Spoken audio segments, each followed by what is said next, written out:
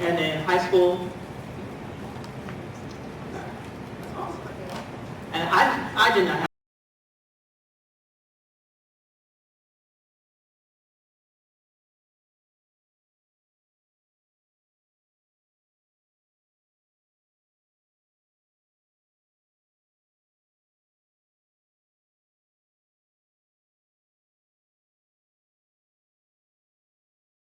affirming experience. Yes, was its own reward we had never met. Everything that matters in education, of course, is grounded in research, and BMAC opened a lot of pathways for all of us to truly get a pulse on not just a global idea of what the research is saying about teacher retention, some of it very startling. Like while 10% of U.S. adults exhibit symptoms of depression, that more than doubles for teachers, where the number is 27% of us. Or while 40% of U.S. adults experience high degrees of job-related stress, 78% of teachers do as well. But also, what does the data look like for the retention of Black educators specifically? Within that retention data, where 1 in 4 teachers were likely to leave the profession, that included nearly 50% of the Black teaching population as a whole in 2021. Or something that may feel a bit more close to home, studies show that the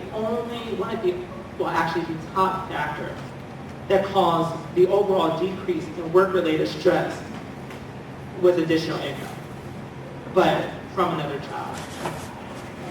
So holding 2 jobs, that stuff can look pretty good. You can never plan change without knowing the truth of the mountain that we have to climb, which is why that research is so powerful. I have to quickly thank 2 people. One, Daniel Blair, Associate Professor at the Benton School at UVA, and also Brandon Lane, the Senior Director of Programming and Research at the Black Male Educators Association, but that one's in Detroit. 2 men who helped me wrap my head around the vast data that comes with this territory. And like I said, getting to know them, going through this journey, the networking there, getting to know these leaders, and at least having that connection within ACPS is another benefit of the journey taken with BMAC. Lastly, putting an action plan in place. The leadership team, the talent development and retention department, all have supported myself and the educators who went with me in helping bring Next Steps to life. One of them was supporting sending teachers to BMAC going into next year. So they've already committed to 3 being sent. And I'd love to see more. And even though it's primarily for Black male educators, that is not all who were there. Black female teachers were there. Teachers of all ethnicities and backgrounds were there, because what benefits educators of color benefits all educators.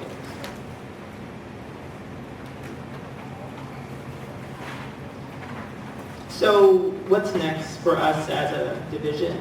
When I was thinking about that, I was left with this question.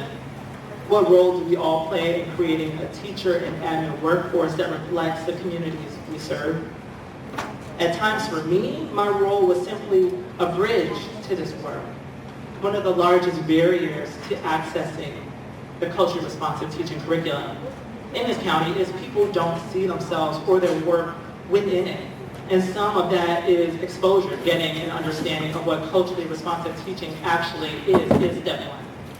But then you have to bridge theory to practice, and that's where myself, my other coaches and colleagues, that's a part of our role, allowing teachers to find a mirror within the work and build capacity.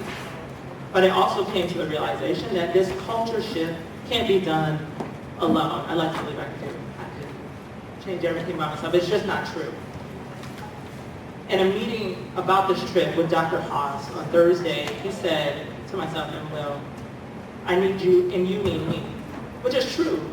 We all have a role to play in creating a racially diverse, culturally harmonious, effective learning environment for all students and teachers to thrive from pre-K through retirement. I'm working with a teacher right now who is a first-year teacher in first grade who went to the same school she's teaching at, is teaching in the classroom next door to where she went, and her teacher is retiring this year. That is her teacher who is retiring. So it literally this work is impacting the very next person who's going to step into her shoes.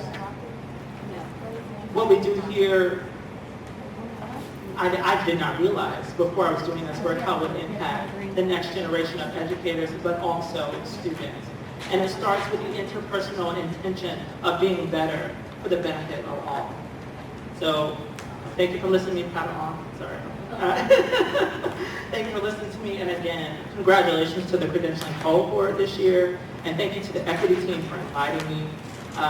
I really encourage anybody to explore the research within the website of BMEC, and also there's a lot of great work being published on a national level around the impact and need for a more diversified teacher workforce and efforts to retain these educators.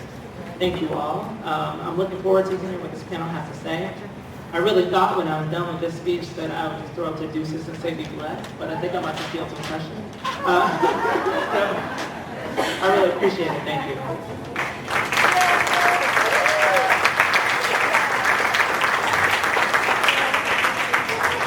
Okay, we are going to take a question or two, but we'll also we'll begin a transition. Should we transition towards, we have an educator panel coming up. So while we take questions, if those of you that are participating in that would come on up. And Anna, would you help settle that with folks?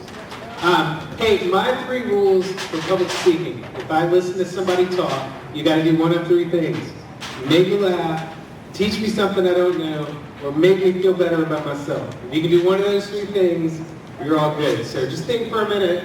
Did he make you laugh? Did he teach you something you don't know? Or did he make you feel better about yourself? But if you have any questions, if you would just put a hand up, I'll come out and take the question.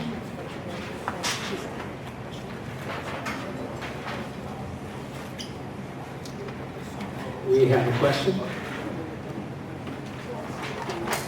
This never tires of my questions. I know. I'm really lucky to have them when I go over here.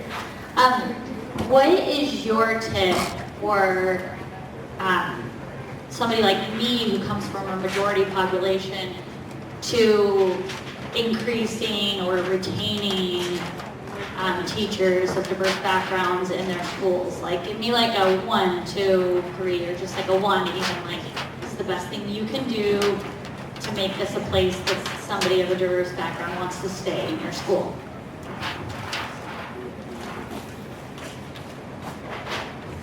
Thank you. Within those studies, it says that for teachers who rated themselves as highly likely to stay in teaching, the number 1 and number 2 were positive admin and then a positive school environment. And so whatever you can do to get a whole building pulse, talking to people, just being very communal, that has a huge impact. When I was working at Woodbrook, I felt like I knew everybody. And recently, I was taking a teacher on an observation within their building, and the upper elementary teacher said, "I'm so glad he brought you to me because I literally didn't know who you were." And those, just that separation, some of the buildings, whether it's because of how big they are, I mean, once you get up into secondary, you have departments. I'm sure there are even more boundaries up. But just, we make wings of school so self-sufficient that people just don't leave their world or just the hallway path that they walk every day or the friends that they may come in with. And so just bridging those just like communal connections, they do have a quantitative impact on teachers.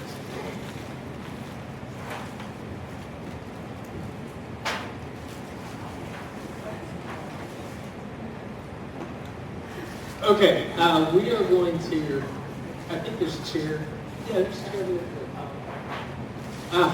Okay, much like Christopher, you see he's pretty easygoing and always willing to step up and help out. Markel Woodson fits that profile just as well. The thing that strikes me the most about Markel, last February we had a conference and we had a larger number of students come in to share and speak with us, and so many of them were students of Markel's. The way they talk about him, the way that families talk about Markel is really encouraging. I wish that I could have had relationships with the families and students that I taught the way that I see that. Markel's currently here at Journey Middle School, so we're on home turf teaching 6th grade, but Markel is going to moderate our educator panel.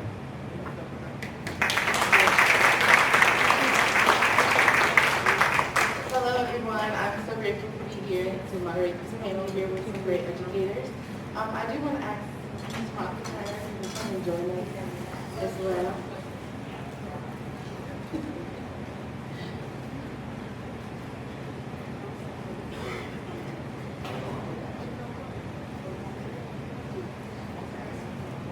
Well, as introduced, I am Marco Woodson. I use he, him pronouns.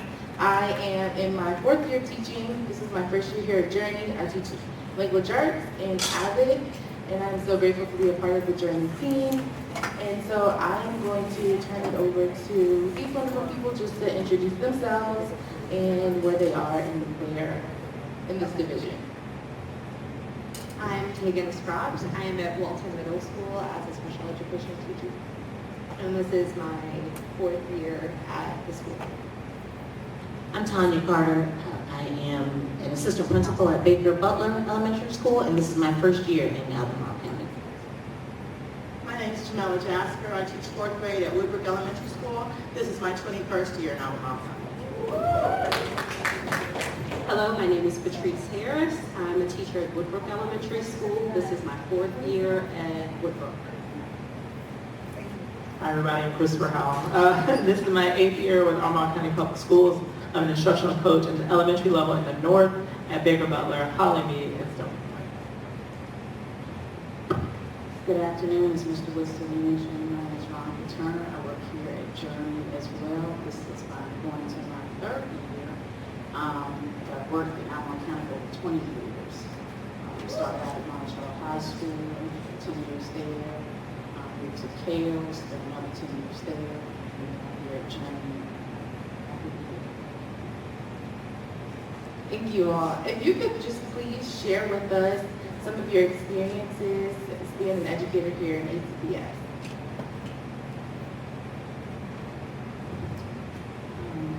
Again, I spent many years here in ACPS, and some have been great, some have been learning experiences. I won't say negatives, but learning experiences is the way to put it. I am most encouraged by what we do for students, putting students at the forefront of everything that we do. And I always feel like if we do that, then everything else, the work that's being done falls into place.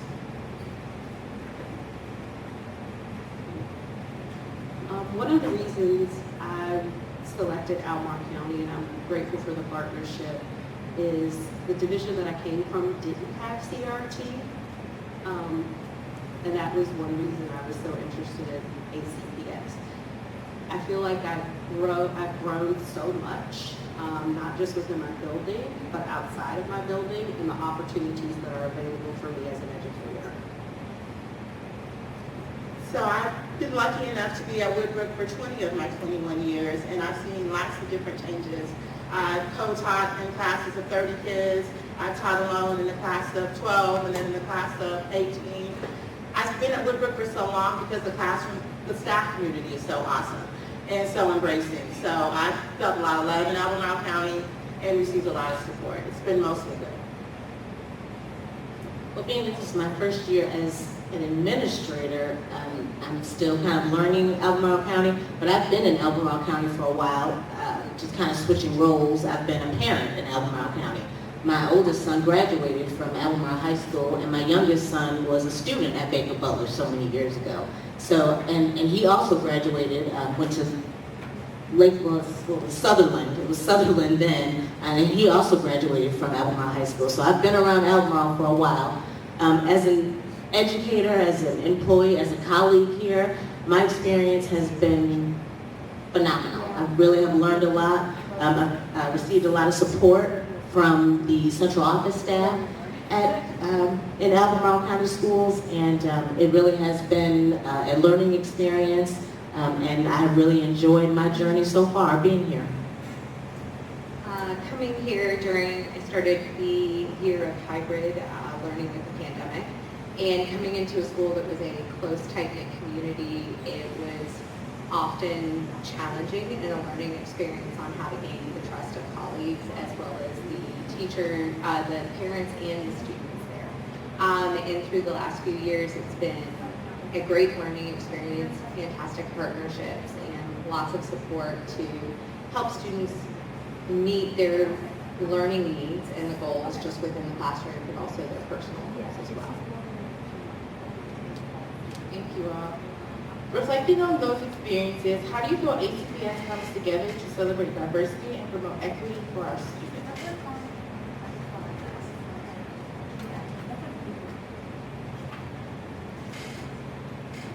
As Christopher said earlier, I think it's really changes depending on the principal of the building.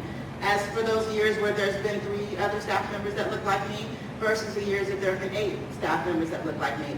One of the other draws to Woodbrook for me is that I want to work with kids that look like me. I mean, of course, I love all children, but I feel like there's some that need me a bit more. And so that's why Woodbrook is my home.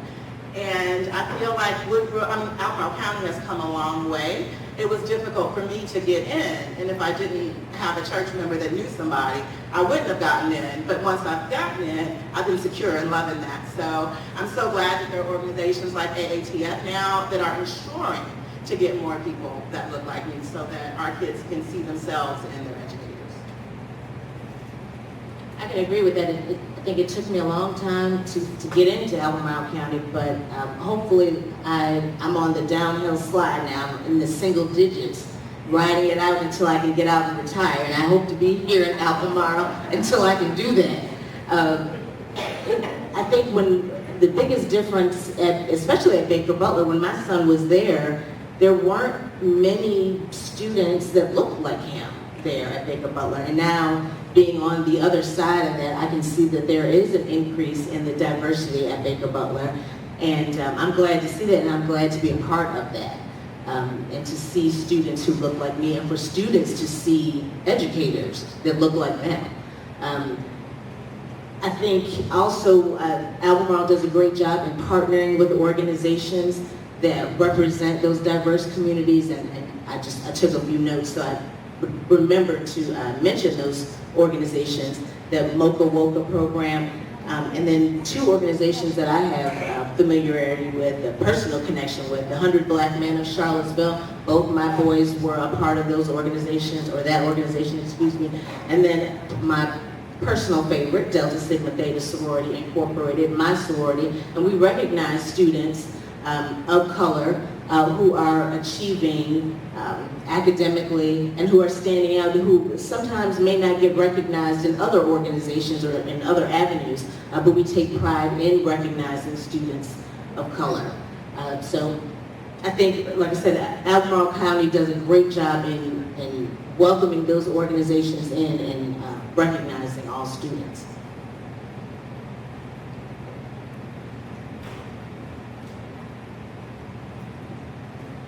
Now with the same question, we want to think about the employees.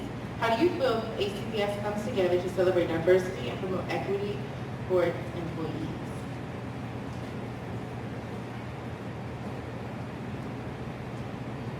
I've seen, at least within Walton, the desire and push to ensure that our staff resembles the student body that we're teaching.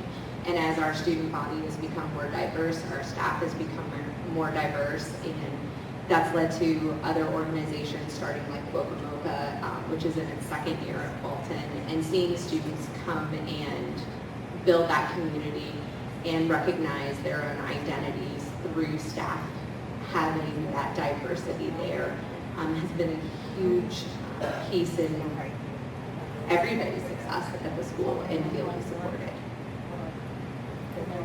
I think the coaching model also is huge in helping support staff, especially for those of us who have been there for a while. We don't always know what the newest research shows, and having a coaching model, someone to talk through data and work through lesson plans and talk about student engagement and what we can do different. Having someone to come in and observe you and give you feedback is huge, and helping to support our performance, and also on the emotional side, when things aren't going so well, just being a shoulder to talk to. Can you repeat your question? I just want to make sure I answer. How do you feel ACPS comes together to celebrate diversity? Yeah, there are things like the equity spotlight, different things that get sent out by the county for us to become aware of what our colleagues are doing. I do feel like we're still working towards like collective advocacy at the building level around the prioritization of diversifying the staff and retaining them. I think we're ending up, even on this panel, 3 of us work at one school.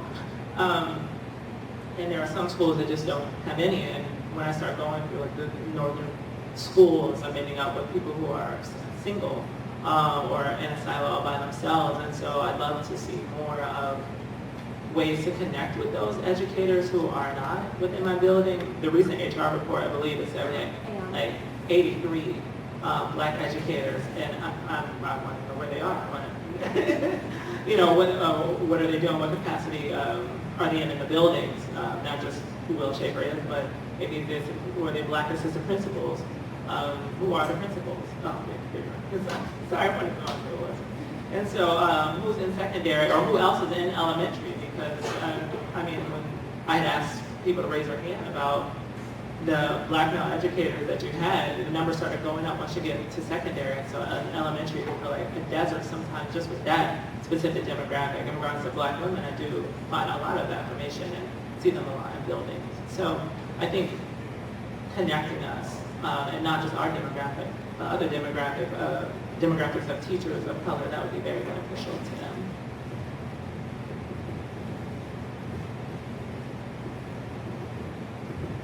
Thank you all. How do you feel your school builds relationships with your families, especially those from diverse backgrounds?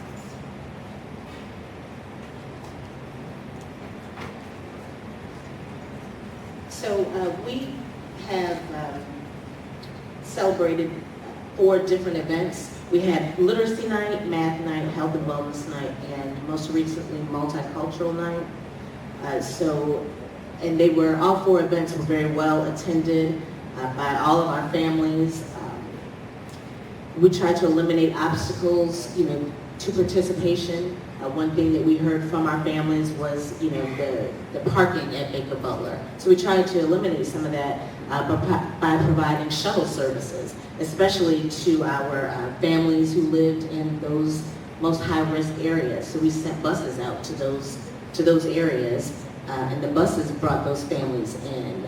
And it was just, we had 400 or 500 families coming in for every one of those events. So, when we have 800 students there, that's pretty significant to have those events that well attended.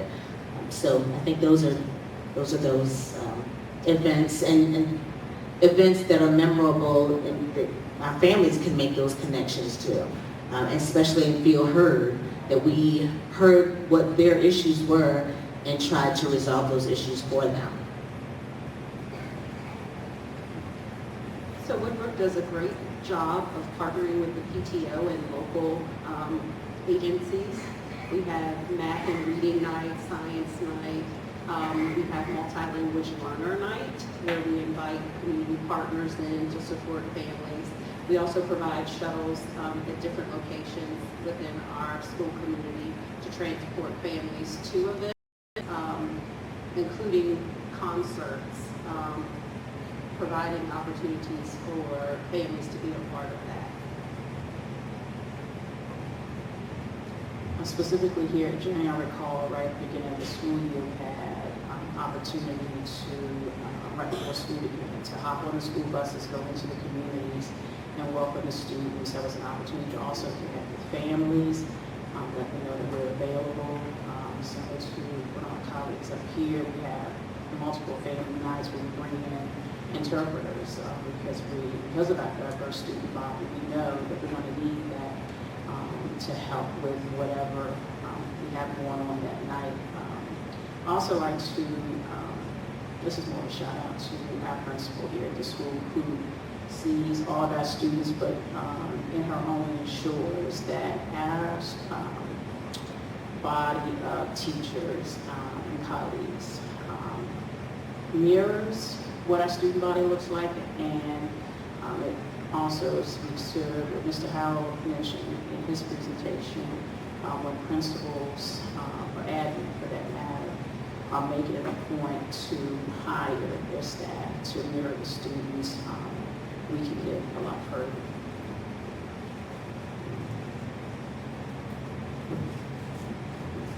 So at Walton, this year we had a number of after-school activities and different family nights. And when we sat down planning those, we recognized instantly that many of our families get off of work at 5 or 6 o'clock in the evening. And after that drive, they're trying to go home. And if anybody's familiar with the southern feeder pattern, there are lots of distances between houses and the schools. And sometimes it can be overwhelming for families to go home, pick kids up, come back. It's time consuming. So we offered the ability for students to stay after school to help set up different events. And we provided food at all of our events. And it seems like a very simple thing to provide, but taking that one piece off of a number of our families' plates, that they didn't have to try and fit that in addition to the night, improved the overall attendance and participation in our family events. All right, my last question for you all.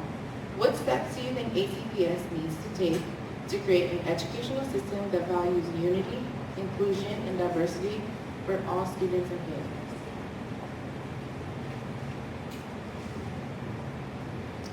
I think that continuing those things that we know that work, we know that small classroom sizes works for our kids. So changing that seems to be a big mistake to me, although that's happening next year. I think that reaching out to the community as much as possible. Some schools get the 100 Black men to mentor with their kids. Woodbrook does not. Woodbrook has a strong need for programs such as that. The educators that are in the building, I feel like after school hours work very hard to secure as many resources as we can. But I kind of feel like if people know that the needs are there, then they should support those needs. They should help and say, these are the resources we have. Just give me a phone number to call. Don't make me look up all the phone numbers and, call all of them. Thank you. Planting those seeds of growth opportunities. So I've made it to being certified. What are my next steps for growth? Is there a short class that I can go to on a DPLC day that might be virtual for an hour? Help plant those seeds within me so I'm better. I think just continuing to provide like the financial resources, which I think Albemarle County does as far as like our library and media resources, so that the librarian, the teachers can have literary resources that are available to children, so that they can have books that have characters in them that look like them. Not only our Black students, but our brown students, our Hispanic students that are in multiple languages, that when their teachers tell them that you have to go and read independently, that they can read something in their native languages of interest to them. So I think that's very important. And also being very intentional about attracting and retaining educators of color, not just teachers, but administrators and, just everyone in the division, just educators and people that work with students of color.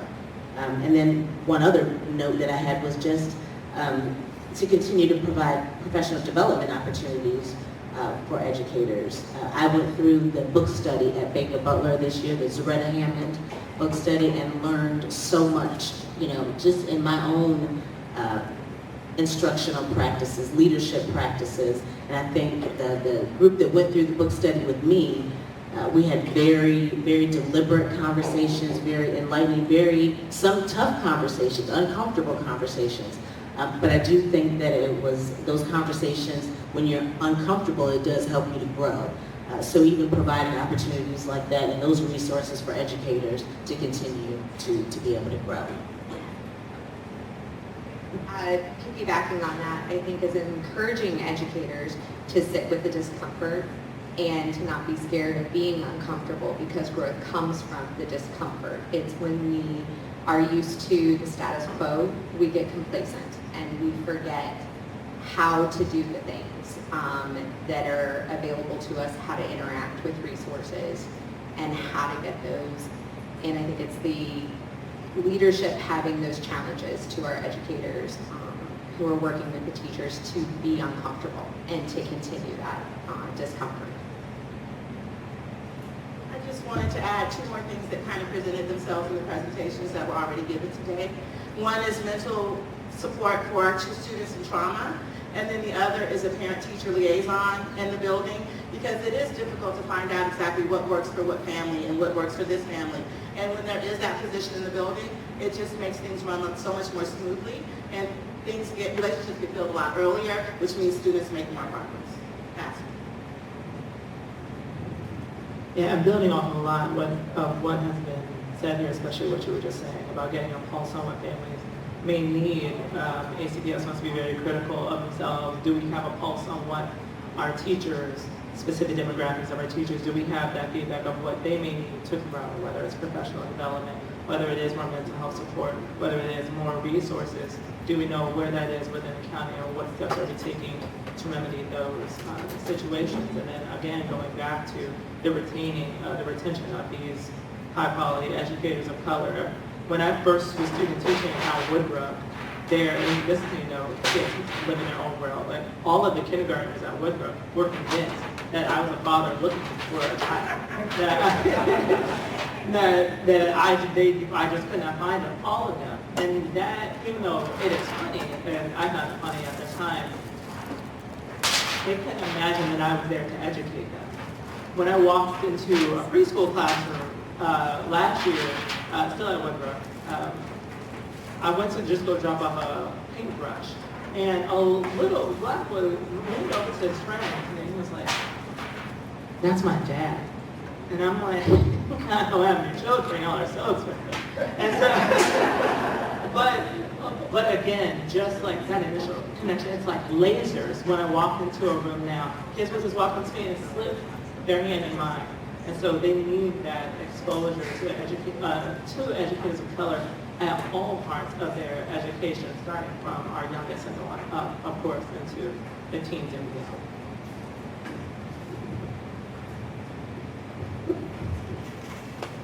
Thank you all so much. I learned so much from you all each and every day. It's a pleasure to work alongside of you. I know that I'm not alone in this profession, so it's great to have you all there. Before we transition into lunch, we have time for 2 questions.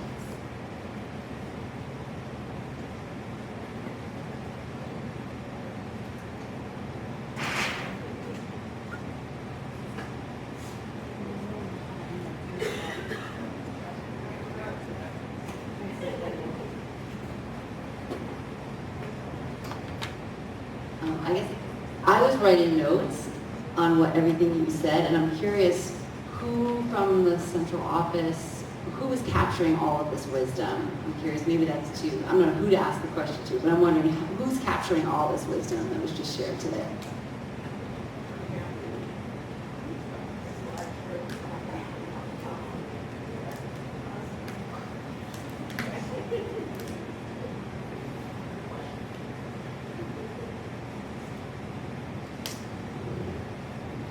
This question is for Ms. Harris. What is one of the biggest accomplishments that you've made this year with your students?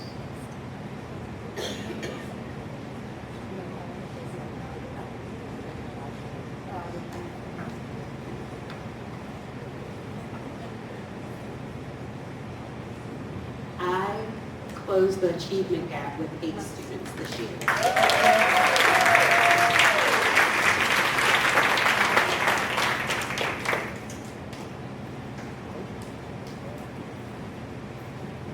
All right, thank you all very much, Markel. Thank you for, again, people like Markel and really all of these people that are willing to step up to kind of put themselves out there, to be open and show a little vulnerability in front of people.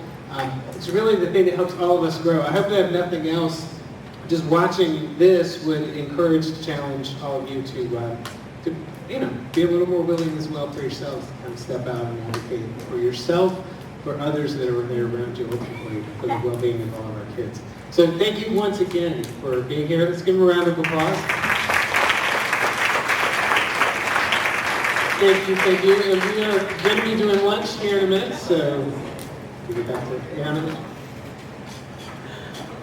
Wow. All right, so I think we all got fed in our minds this morning. Would you agree? You just got fed. Now I go to church, and when I go to church, I get spiritually fed.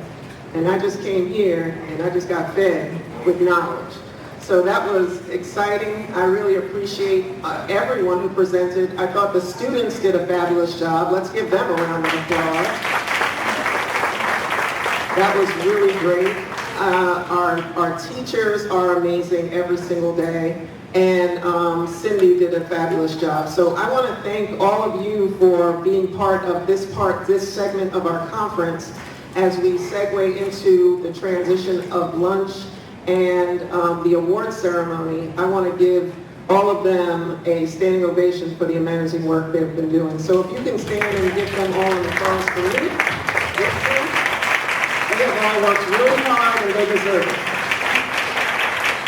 And it takes a lot to come up here and do that kind of work. So thank you. So we are going to go to eat now so we could fill our belly, not just our mind. I have a video that I would like to show about Student Senate, which was shared earlier. And you can go ahead and watch that while we go ahead and get something to eat. While you are milling around, we have HR in the back who Jason is back there and he can answer questions. You can learn more about other opportunities to share with your friends. We also have Jesse Turner, who is with the ACPS DEI Department government side, who has some things over there on the table that you can find out more about what's happening in Albemarle County. And I am going to release you to head on to the back. The plates are over on this side where Lars is sitting. Y'all know Lars, the OG of CRT. And the plates are there, and we're going to make our way down the line that way and come on back. So I'm going to let you all go do that. And thank you very much as we... Yes, Jessica? It's two sides. And you can go on both sides. Queen Jessica, thank you. And you can go on both sides. So go ahead, and we're going to play the video for you now about Student Senate.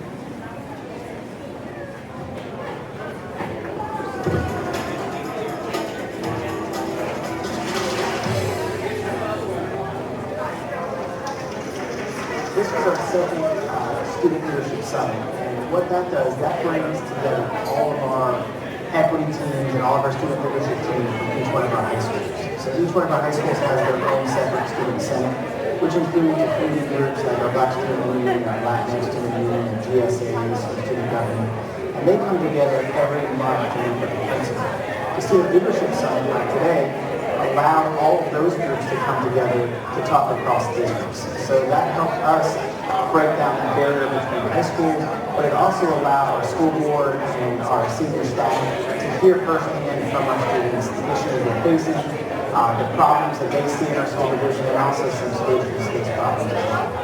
Really nice. They shared ideas about proposals of how we could improve our schools and really nice talking to and connecting with other people from other schools.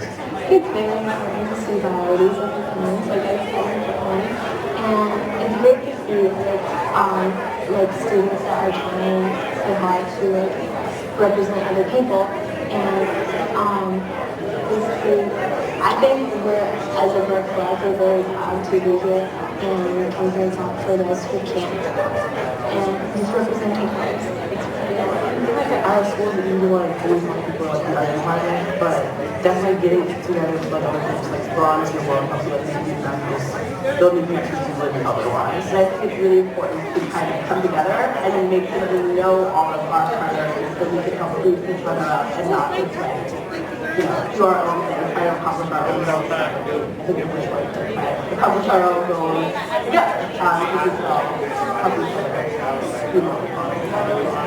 The day was broken up into two major sessions. The first session was organized by community. So we had 3 or 4 different themes: family engagement, racial equity bias, belonging in the schools. So So there are broader themes, and that allowed any of the students participating to break off from their affinity groups and make them in schools to mingle around a common topic or a common thread. And there they were able to discuss with each other what they were seeing. Let's say the topic was family engagement. So they were able to talk across groups and how family engagement impacts different student groups, but also different schools as well. I started out going to a student coalition session. We talked about the student voice project, where we can get $10,000 to do a project that will improve the school, like help with diversity and inclusion. So pretty much for HBS, like everything, our students are doing disability, so I think like everything all the people who are very important to it will help students like feel more loved and included. So in my group, we were talking about how to get cultural awareness. And yeah, we felt like for everybody, like for all of us, like what are they kids, what are their bodies, what they do, like it can be successful for our school, for others. So yeah, we feel like an idea too. More minds together, more ideas. You know, I can't go wrong with that. It's also just a great way to learn about, different cultures and be more open-minded. It's a pretty cool thing. And then our second session was broken out by affinity groups. So our Black student unions all came together, Latinx student unions, etc.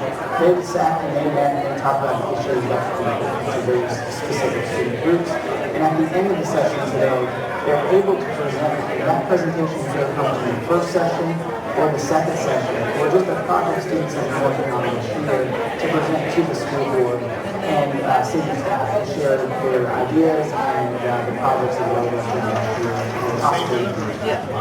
We had an opportunity today to really listen to what students have to say. And that's just a wonderful opportunity for us to hear those things. People from central office, we want school board members here, to just really listen and take in what our students need to tell us. We have, different affinity groups, the Muslim, the Asian, where we haven't had this individuals. But having this really good because, it fosters that intergroup communication that we wouldn't have otherwise. We just cover a lot more ground that way. Also, we have the added benefit of having school officials, principals, are willing to take. How crazy was the outcome of the game? A little bit more difficult than here. Really I think this today would be very impactful for the future of our schools. We're deciding on how to improve our communities and how we're finally getting a voice in our schools.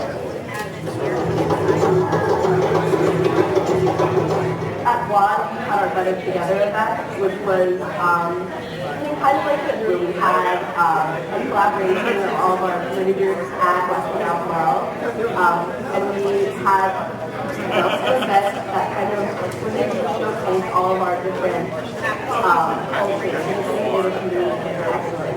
The Better Together event was kind of, it was floated around at our last student meeting in November.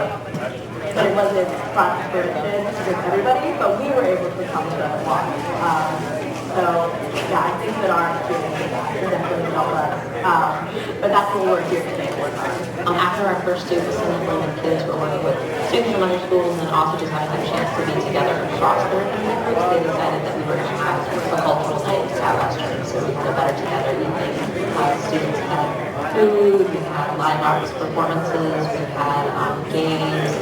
Each of the clubs got to share their work and what they were doing. And we had a really good turnout, not just for those who are in the groups and getting to spend time together, but also students from sports teams and leadership programs and just staff that stayed after school and families who came and joined us. It was a great celebration and a great first step out of a wonderful experience. So the beginning of the hard work, it was a great way to celebrate the efforts that these kids really wanted to spearhead.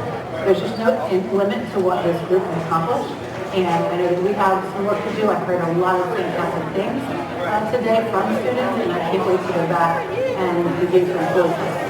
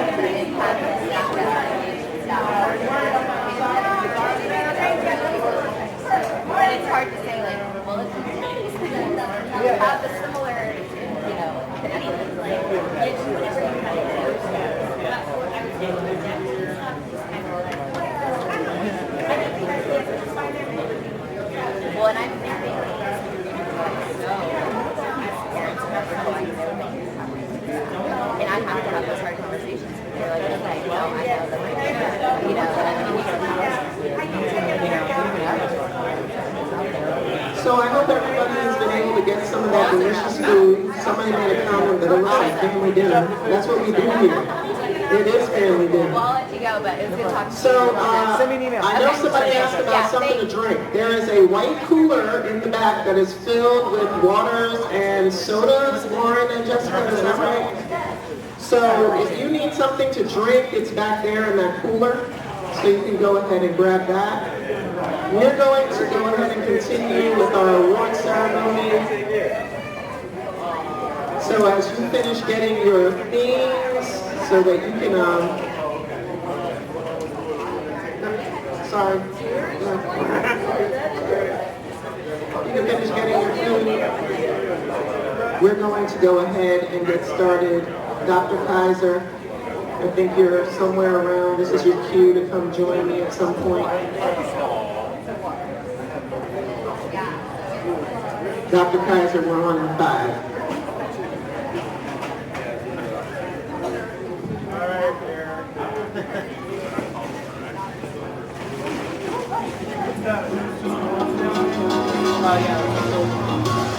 Today we are celebrating our 8th annual Equity Conference, where we have our company sponsors from educators who have been able to go through our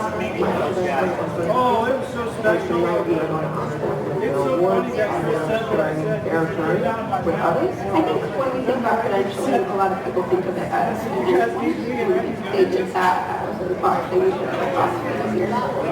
But to me, it becomes just this framework of thinking and then across it. So because I did my microcredential, credential, I now have this framework that will benefit my students for a long time. And I have a different way of thinking about the tasks that I need for students and the materials that I need. I did my credential in the year of play, and then the year after that I kind of took a break. But that whole time, there was a lot of stuff that I had learned from my micro-credential that I was putting into practice and getting more comfortable with in my classroom. So by the time my full credential came along, I had this library of lessons to draw from, and it was still very hard work, but this process of how I go about identifying a focus student, what it is that I want to discuss, what it is that I'm looking for when I'm listening to my students, We live in a really diverse, multicultural society, and it's really important for us to be reflective of ourselves of how we navigate that space.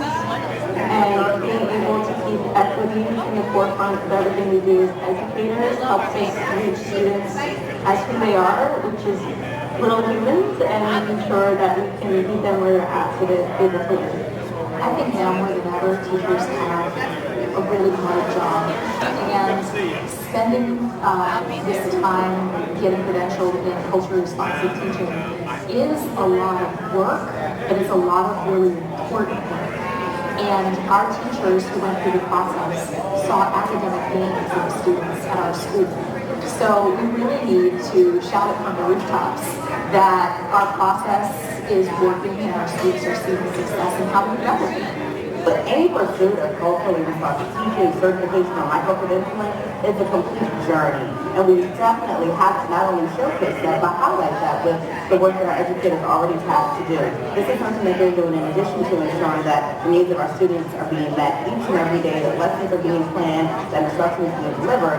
And when you add to that the importance of really having a good grip on your cultural lens and how that impacts everything that we do, it is super, super important. And that's why it's so important to highlight that and showcase that tonight. So I'm really excited to learn more about what other culturally responsive educators have learned on their journey and how they plan to use what they've learned into what they do every day.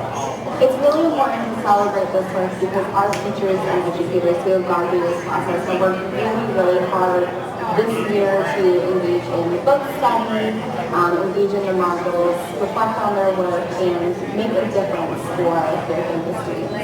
Our teachers have also noticed that what we've done for their small group and their cohort of focus students has really made a difference in the lives of and education of all students. So they're considering how to replicate those practices to make a difference on a wider scale. Celebrating this work means that they're acknowledging that this is the start of their journey and thinking critically, reflecting, and making shifts in their practices. It's always important to celebrate our accomplishments no matter what they are. And when you're here, it gives everyone the opportunity to see that not only is it something to celebrate when we all win, because when we're doing well for our students and our students are winning, we're all winning, because we want to see all students achieve. So that's why tonight is so important. This is our chance to say, you did it, you took on the challenge, and you really changed academic outcomes for the students because of the work you did. Hi, I'm Russell Carlock. I'm Equity Data Scientist for Albemarle County Public Schools. My position was created through a grant partnership with the University of Virginia as part of a Bridging Institutions grant that is going to be looking at the Star Hill Pathways program that was created by the Equity Center at the University of Virginia. This program serves 145 Albemarle County Public School students and will be expanding each year to include more students, starting in 7th grade and going all the way up to 12th grade. This connects very clearly with our culturally responsive teaching model because it is about putting our students first and finding out ways to make progressive types of innovative models that connect with who our students are and what they want to do, to give them choices about where they will go in their future, and to use innovative practices in the classroom that is based upon research and evaluation.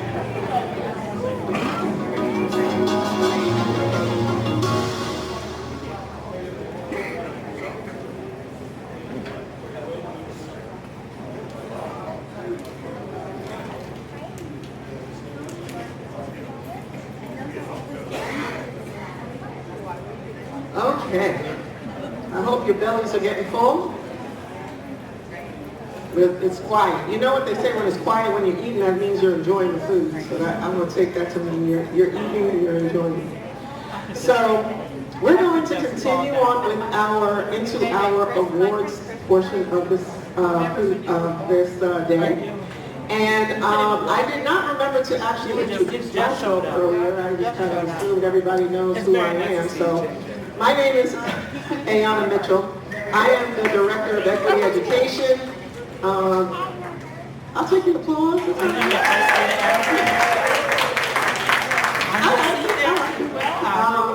And I've had the opportunity for the past 2 years to really think about the leadership of this work. And I remember when Dr. Hairston retired and like literally passed me the gauntlet and was like, don't mess it up. So I think we're doing it all right. What do you think? I think we're doing all right. So I'm going to pass it over to Dr. Daphne Kaiser. She has been a great support around the work when she came into the school division and we started working together on this. She just kept asking me about how we can get this in front of more people, how we can keep sharing this, how we can get into classrooms, what else do we need to do, and she constantly is pushing me to keep thinking about how we can move our equity work closer and closer to students and how we can move it closer and closer to our community so that they can be part of this wonderful work and we can honor you all and really be able to see what we're doing. So thank you for the push and thank you for being here and thank you for always supporting us. So I'm going to pass it off to you. And thank you, and our wonderful team for all of your work with this wonderful event. And I hope you all are having a good time. We've heard some great information, a lot of rich conversation this morning. This is important work, and I want to congratulate all of our recipients of the micro-credential and the certification. You're doing great work. It is making a difference for our students and our families in the county, and I want to just encourage you to keep engaging in this work. We have a very special guest this afternoon to speak with us, and had the pleasure of hearing him during our first Student Senate. And so we're delighted to be able to have him here to be the keynote. And I'm going to turn it over to Dr. I to tell us a little bit more about our guest speaker. Thank you, folks. Hey, everybody. Got my cheat sheet here, so part of your reading. You're in for a treat today. Our guest speaker today, Sly Mana, is the Director of Diversity Education in the Office for Diversity, Equity, and Inclusion at UVA. Sly directs a range of educational programming, the annual learning series, and custom workshops in partnership with the university leaders and offices focused on educational development for staff, faculty, and students. Sly also works with community leaders and a broad range of stakeholders to bring forward educational opportunities to advance the awareness and skills that support equity and inclusion. And he's a great storyteller. So let's just welcome up our guest speaker today, Sly Mana.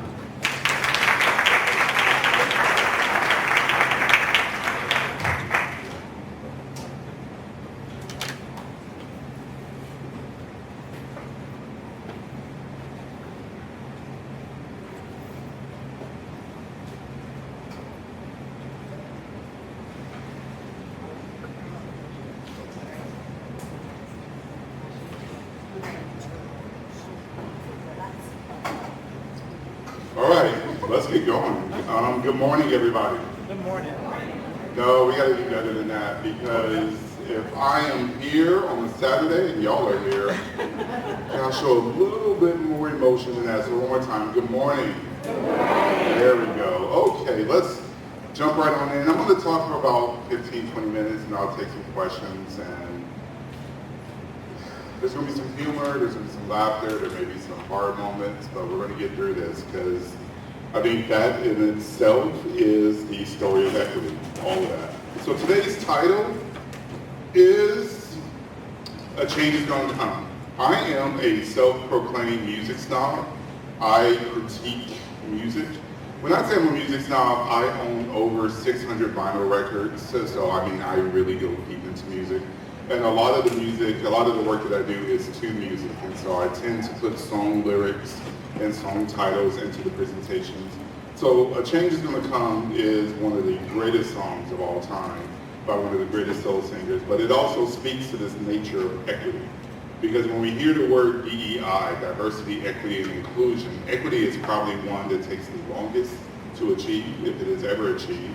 And sometimes people unfortunately pass on, they transition on before they can really see equity in their life. So let's do a survey, because I tend to call you volunteers, and so to let you all know now, if you do not want to be called on when I say I need a volunteer, do not make eye contact, because as soon as I make eye contact with you, I'm going to call on you.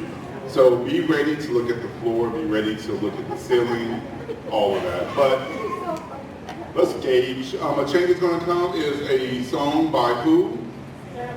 There we go. And so again, I listened to it again today, preparing. Let's jump right on in. So today's agenda, we're going to go through some things. We're going to talk about some things. We're going to go through equity, what is the truest definition of it, what does it look like, examples of it, what happens if it's not achieved, but also what happens or what is needed to get there. Before we get too far, I tend to always want to respect the land and space that I'm in.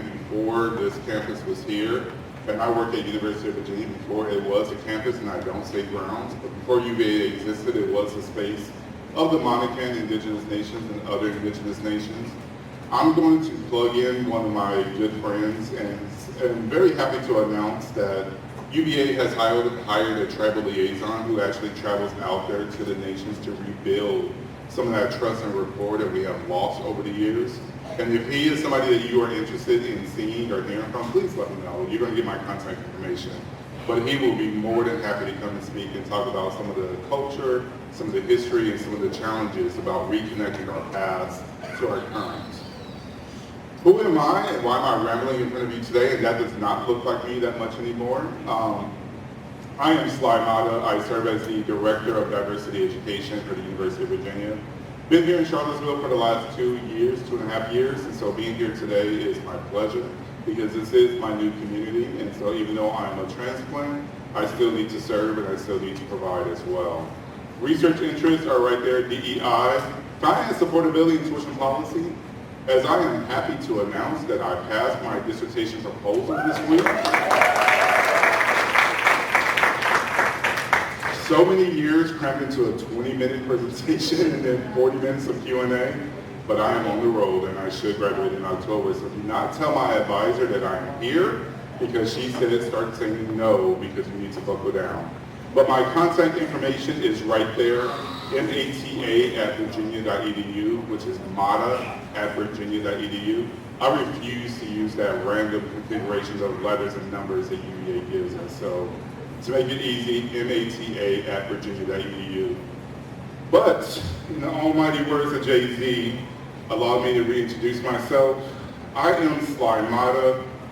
Make sure that that's up there.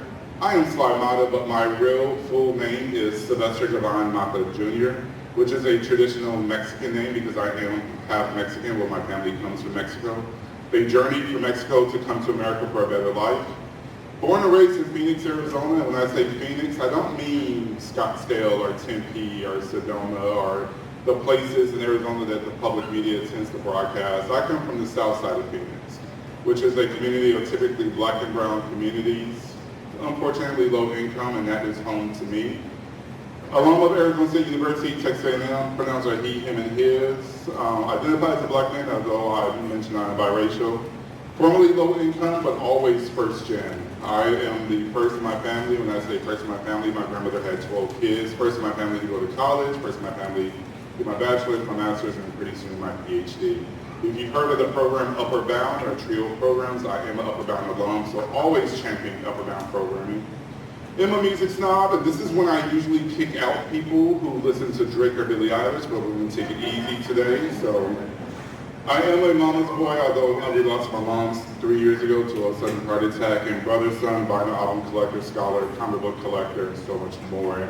I do this reintroduction for a number of reasons. That as you sit here today with many identities, You sit here today playing many different roles in your life.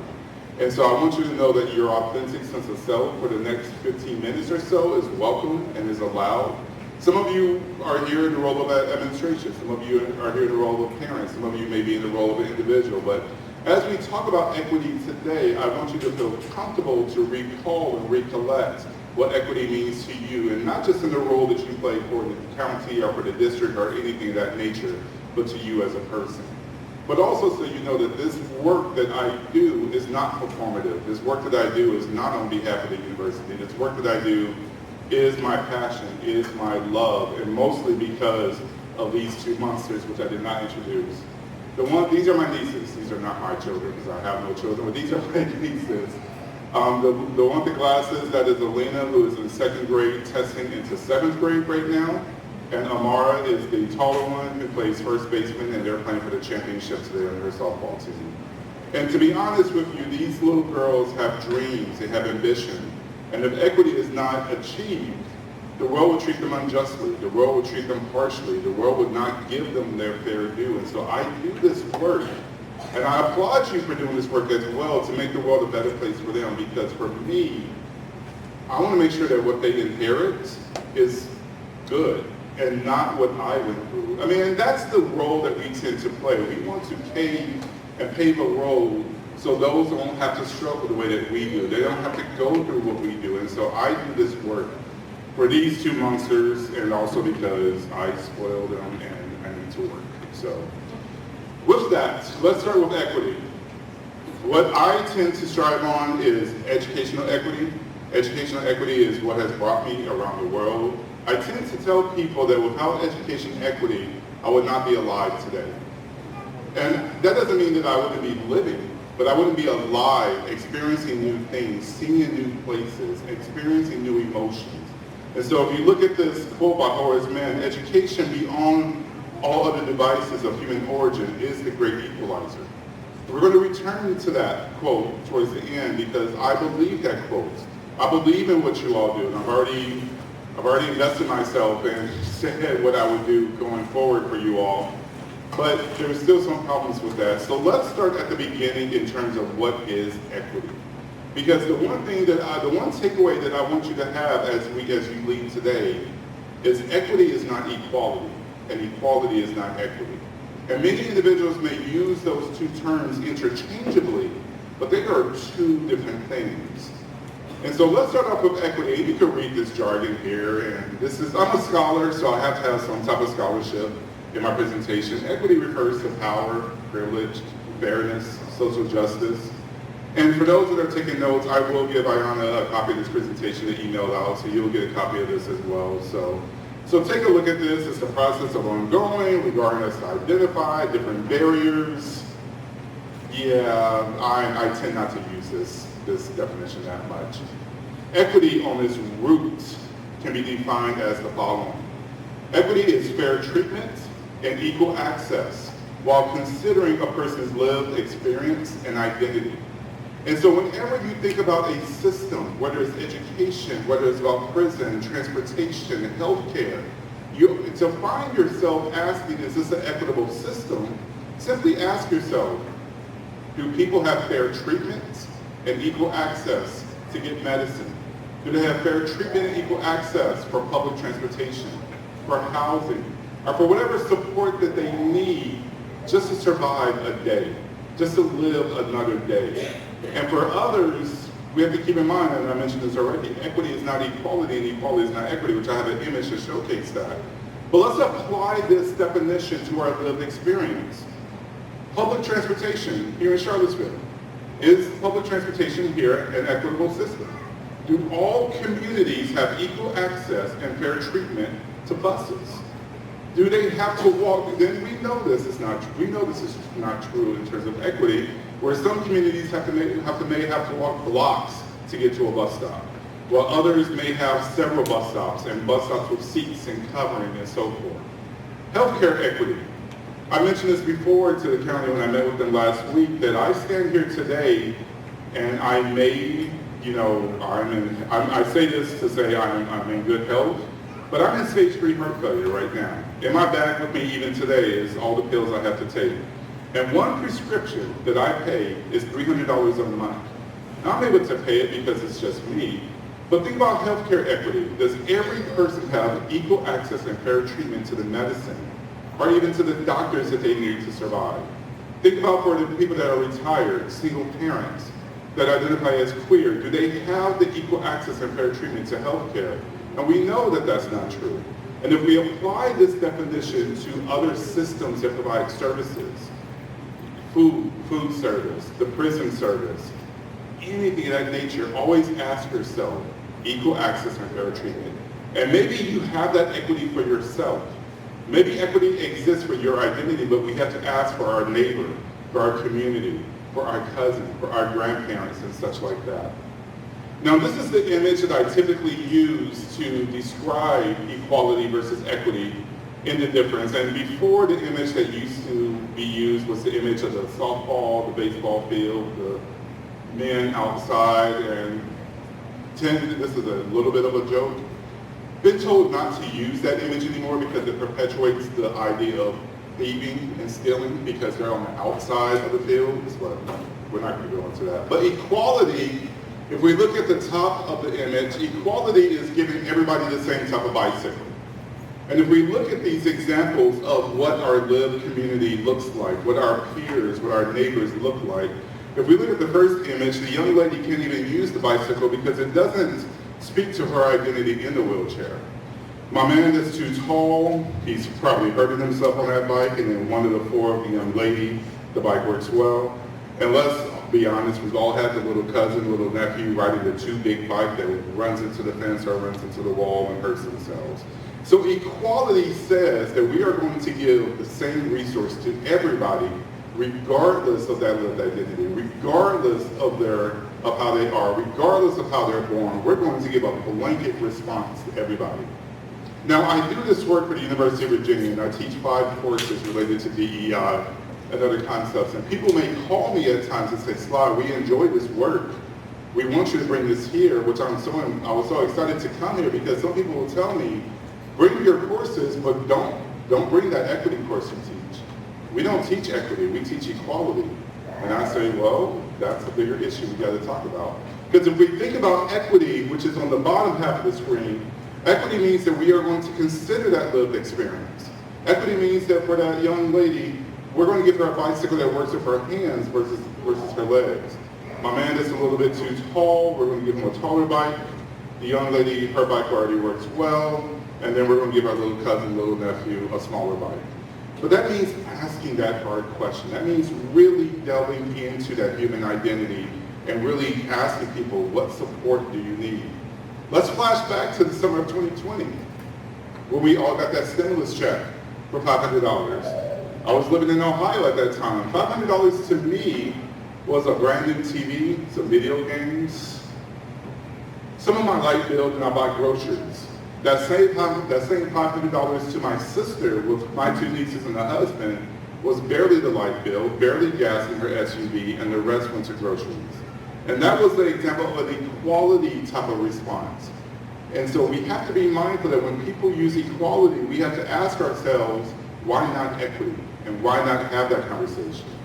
And as I mentioned this before, equity should be everywhere. Equity should, and we stand here today in a great institution for elementary education, but equity should also be in higher education. Equity should also be in any space that we navigate and we go to. So I'm going to open this question up to you all. And again, if you don't want to be called on, do not make eye contact.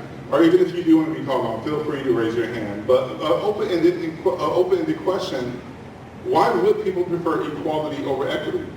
Why do people feel that equality is the better response to equity? I'm going to throw that out there to you, and if you have an answer, if you have a thought, feel free to raise your hand and give me your thoughts. In the back. It's easier. How so? It's easier to develop policies that are one size fits all and just give it to everybody. Where it's money, it's easier to just find the money up between everybody in the same way. It gives firm boundaries and parameters people can operate it, and it avoids harder conversations about what people genuinely need. Whereas equity is having those harder conversations and being reflective on what we have or what we need, what our neighbor needs, and advocating for one another. Most definitely. Thank you for that. And some people may also say it's cheaper, that we're going to spend less resources. But let's be honest, if we are not taking care of equity now, we are going to pay later on. Whether in money, whether in support, whether in investment, whatever the case may be, it's going to come back to us. Take one or two more volunteers. Anybody else? Why would somebody choose equality? Yes, ma'am.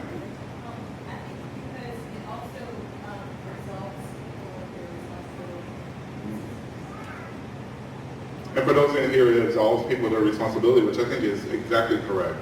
Again, I am Phoenix born and raised, but this is where I live, and so I have a responsibility to my community. And even though I don't know how much time I have left here, while I'm here, I am going to serve. While I'm here, I'm going to invest, which is why I went over to my young lady from the elementary school and said, what do you need? What can I do? And it is a responsibility. It is a community responsibility that sometimes people want to say, I'm okay, my family's okay, and that's all I need to worry about. But as a community, we have to be better. Any last comments before I move on in terms of why? Yes, ma'am.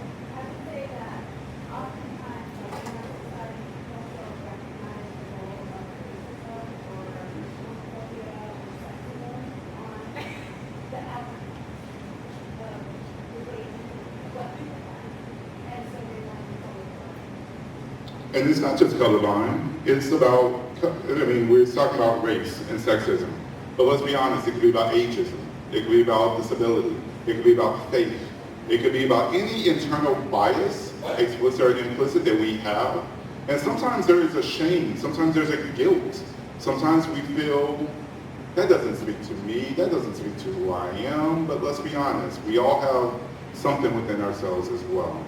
Great job, everybody. And again, I'll open up the questions towards the end. So what does it take to achieve equity? And everything that we've talked about today, we've seen that that's what it takes. But if I had to give a list, as I make this presentation up, a community which we have here to have these conversations. You heard earlier that sometimes these conversations are based on discomfort. Sometimes we're going to say things we don't want to hear. Sometimes we're going to hear some things and face some things and bring up some honesty that hurts. That's part of growth.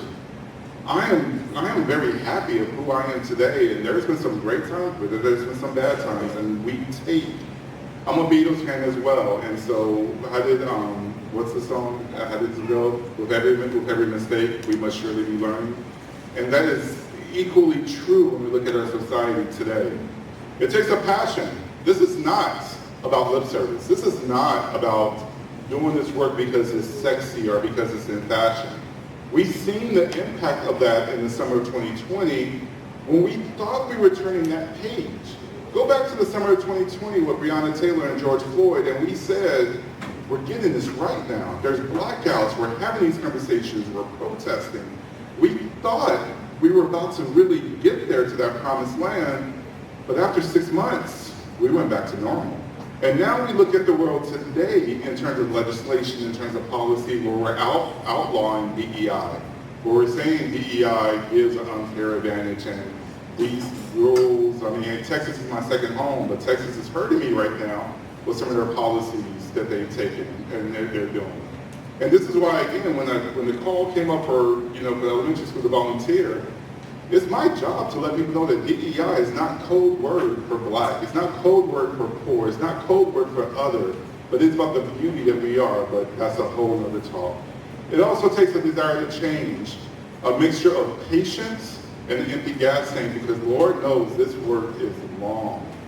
For those that may be a little bit older than me, and when we talk about equity, when we talk about some of the changes that we've been hoping to come, this work is generational. This work is not just in the present. This work goes back to my grandmother. This work goes back to my Nana when she came from Mexico. This work is long lasting, and sometimes we don't see that treasure land, that promised land right away. We have to have patience. We have to stick in this fight. It takes allies, because Lord knows, again, with that patience becomes exhaustion. For those that work in this district, for those that teach, for those that are parents, we know those long nights. My sister is a second grade teacher, and so I often help her around 10 o'clock, 11 o'clock at night prepping and getting the materials ready, or how many times I have to send her money because she's buying materials out of pocket for her classroom. And so please understand it takes allies, and it takes honesty, it takes investment, it takes empathy, but all more, it takes us. This is not something that we can sit idly by. It's not something that I can, if I wanted to ignore this problem, I would be at the gym right now. I'll be playing my Xbox or watching Star Wars. But it takes us, and even with somebody that does not have children in this system, for somebody that is a transplant here, I'm invested, and that's the way that we have to be as well.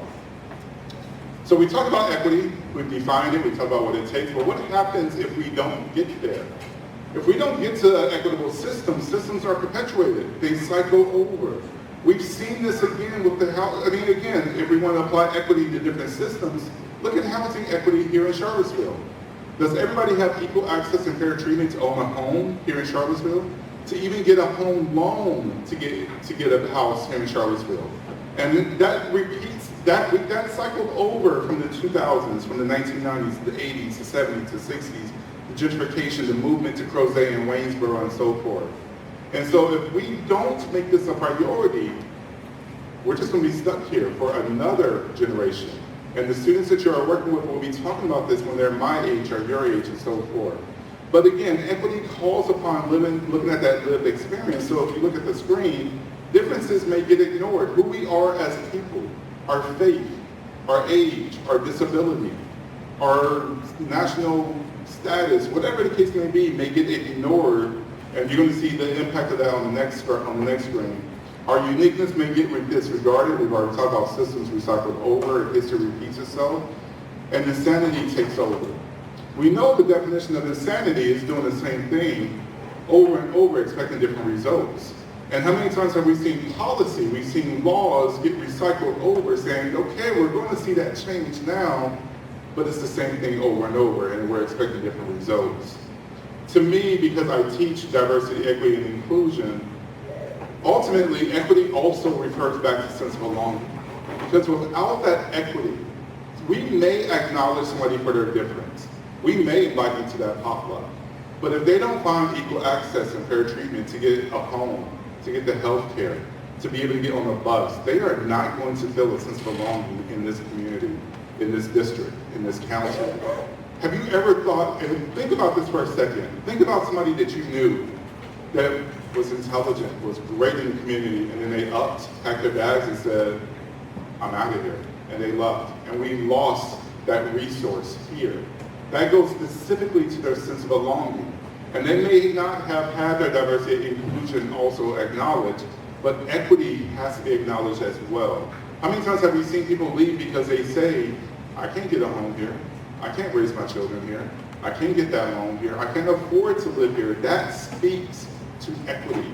And we have to understand that our community here is suffering because of that. As I wrap up, what is needed to increase equity, and again, you're going to get a copy of this presentation as well, we need to develop an equity lens. For me, as I stand here as somebody on the cusp of getting his PhD, as for me that stands here navigating the educational system, I recognize my privilege. I recognize I've been blessed in so many different ways.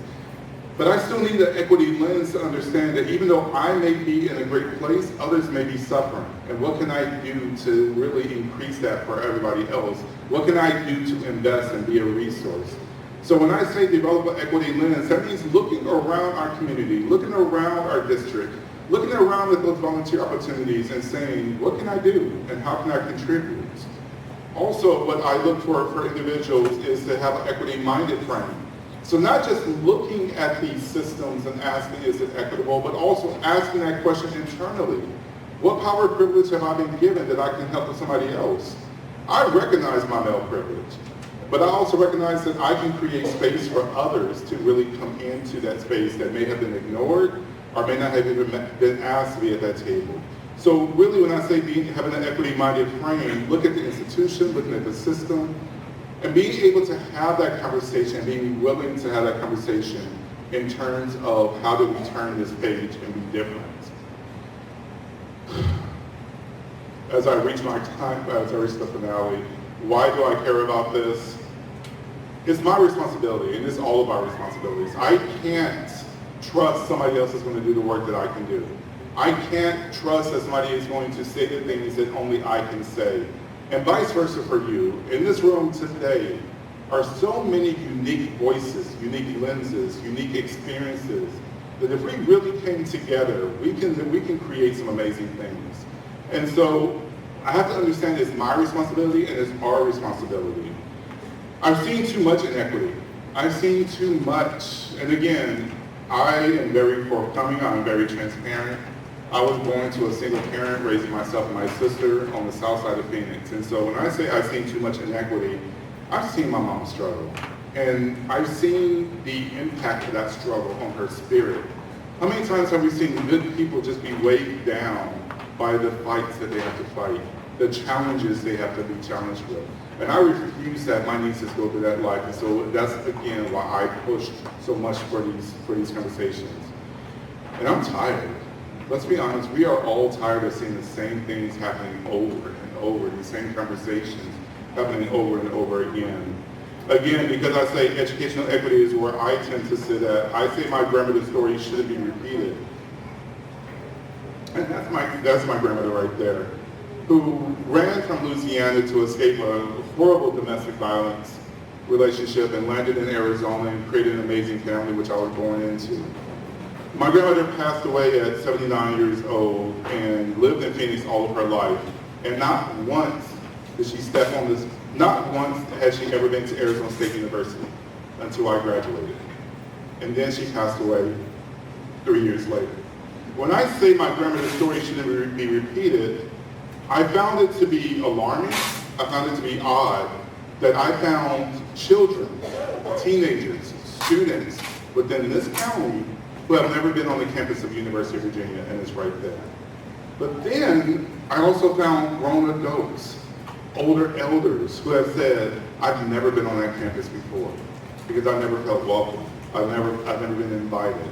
So I put out that invitation to you all now. If there is anything I can do to bring your students, your children onto campus to see a different way of life, please let me know. Because again, that is my job and that is my responsibility. And even if that means I need to come to you as I am today, that is what we do. My nieces deserve more. The world is not equal, which is why people tend to also say we want equality over equity because they say, but Sly, we're all born in God's image. And I say, that is very true. I'm a man of faith, and sometimes that's what gets me through. And although we are born in his image, sometimes the world is unfair. And I'm tired of just saying that to my nieces. That's just the way of the world. No, I'm not okay with that. And lastly, I was listening to Kendrick Lamar yesterday, but if God has got us, then we're going to be all right. And sometimes that's what gets us through. Our faith, our belief in a higher power is going to see us through this. And I'm a person of prayer, but also I'm a person of action. And so again, what can we do to make this go? Relating this back to our conference theme today of One Love, we are all one community, whether we live off of Park Place, whether we live in the Pantops, and all other communities I'm still finding out about today here in Charlottesville. This is all one city. This is all one state. This is all one community and one world. This is our fight. And so again, we can't say that's them, that's their district, that's their block, because ultimately we're going to see that interaction on that intersectionality. It is one city, it's one people, and it's one chance to get this right. When I say it's one chance to get this right, again, I've been blessed through the power of education to travel, see new things, to put my family name on degrees that they never imagined. But for those that are educators in the world, how many times have we seen students get lost? And I don't mean get lost in the system. I don't mean get lost in the city. I mean get lost to despair, get lost to sadness, get lost to, I'm not going to make it. And so when I say that we have one chance to get this right, because sometimes when we lose that trust, when we lose that rapport with our students, with our children, it is hard to recapture that if ever. And then sometimes they are down a path that can I come back to. So please understand that as well. Before I said that education is the great equalizer, I love to end with this quote as well. Education is the great equalizer and shouldn't be limited to the wealthiest of the few. Which is, again, sometimes is the story of Charlottesville. Sometimes that is the story of UVA. And as long as I am here, I'm going to challenge that and try to make bridges and try to build support where I need to. It has been my pleasure to ramble in front of you today. And again, you probably see this, that this is not, again, gets me in trouble with the university at times. This is not lip service. This is my passion. This is what I love to do. So if there's any support that I can provide to you, please email me. I try to get back to people within 24 hours. Just don't tell my dissertation chair because she says start saying no to commitments, so here I am committing. But slymata2@gmail.com or mata@virginia.edu, whatever I can do to help support, come and speak, work with your students, please let me know and I'll be there. I think we may have time for 1 or 2 questions. Ayana, I'm looking at you. Okay, she's like, yeah, go for it. You already said it. So 1 or 2 questions that I may be able to answer, and then we'll move on with the program.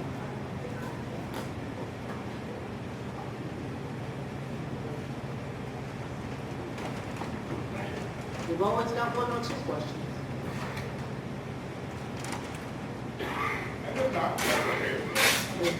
They look a little glazed.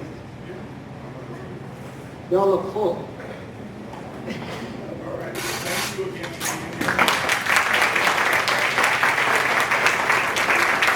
Thank you. So when I heard you speak at the Student Senate, as mentioned before, do you want your stuff? Is that right? I just was so encouraged by what you said to the students and the work that you were doing, so thank you for joining us. So at this time, I'm going to ask the team to come join me, because it is time for us to get to what we got here for. I made y'all wait a long time to get to this part, didn't I? No, it's fine, we're fine. So at this point, we are going to, we have this being live streamed. I don't know if you guys noticed the camera back there, but we have this being recorded for several reasons. One, because of the several commitments throughout the community, we wanted to allow people to be able to get to this because this is really important work. And we know that technology allows us to share this with a greater group of people outside of who's in the room. Oh, yeah. So we are going to be naming all of the people who received their awards because we want to appreciate them and give them their shine, because everybody who did this work this year worked hard to get it. It will be live streamed, so those names will go kind of quickly because we're just going to name the names. And we will be doing it by school. So, Stephen, I think we can go forward to the next one. Keep going. All right. So this is our team. And many of you should have seen many of these people before. Do you recognize them, folks? So that's the support you have in your building. That's the support of the people that have helped coach and support the administrators.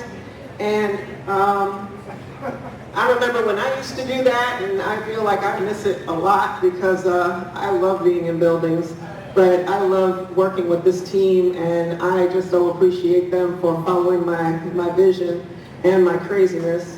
And Lars and Leilani know better than the rest about my craziness. That's my OGs right there. All right, so I'm going to pass this over to Stephen because he's going to talk a little bit about our new programming, well, our adjusted, anyway. I'm going to give that back to Stephen. Thank you. So yeah, we're going to get to awards in just a minute, but what exactly are we awarding? We're going to start with our micro-credentials folks, and for the last 2 years, the thing that I really get bothered when I hear people say is, well, I'm just going to do a micro-credential, or it's just a micro-credential. It's not just, it's a good achievement. We have people that came before us, and shout out already to Anne and Lars, who developed a wonderful culturally responsive teaching framework, and we know that if we can apply those practices, that we can start to make shifts and changes. So our programming looks this way. We start with the book study, and we really want to see everyone in the division learn about culturally responsive teaching and what that means. Through the micro-credentials, what we hope to see is people learning to apply and actually put those practices into action. and ultimately through, like we saw with Cindy this morning with certifications, to show the actual outcomes and impact that this is having on students. So the micro-credential this year was a completion of coursework that asked teachers to show application in all 3 of the characteristics for culturally responsive teaching. I'm going to skip this. If you get the slide deck later and you want to get on board with micro-credentialing, this is how you do it. Register for these courses. We're going to go ahead and get on to the micro-credential awardees. So here's how we're doing this. We, our equity specialist team, will call names. As Ayan said, it's going to be by school. So we will name the school. We'll name the school and begin to call the names. If you are present, please come forward. There are a lot of administrators in here today, and thank you all for coming, because the teachers do the hard work, but we know for a fact that administrators who support this work have teachers who get on board and complete this work. So we'd like to invite any of our principals or assistant principals. Invitation, not a requirement. If you would like to come forward when your school is called, and you are welcome to accept any of the awards on behalf of your teachers who may not be present to accept them today, please come forward after we call those teachers' names, and we will be happy to do that. But we are going to go ahead and start. Again, if we call you, stand up, come on up. Anna Mitchell and Dr. Daphne Kaiser will present you with your certificates. Are we all ready?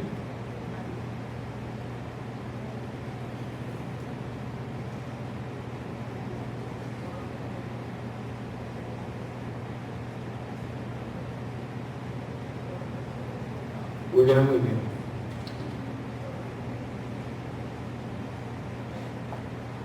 All right, y'all, without further ado, we're going to start with Agner Elementary School. Colette Ayler. Ann Bayer.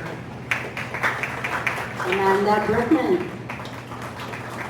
Jessa Campbell. Barbara Carswell. Jordan Grande. Chris Lilly. Marcy McKenzie. Megan Menard Gutierrez. Leslie Puckett. Ashley Purviance. Katrina Sims. Inga Tusun.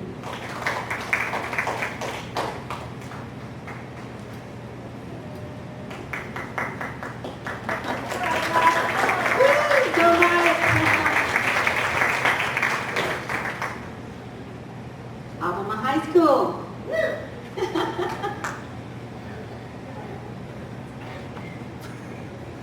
Melissa Brown.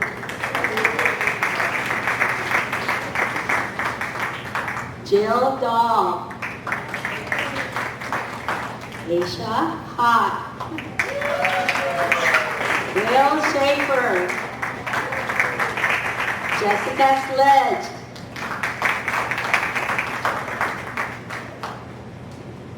Vernon Lecting. Ruben Siskin. Tony Wayne. Carrie Finnegan.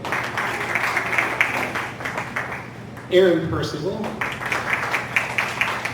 And Allison Reese.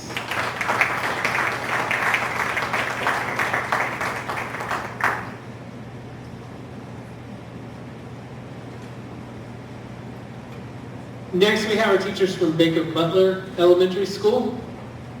Ashlyn Davidson. Lillian Gardner. Gabe Gomez.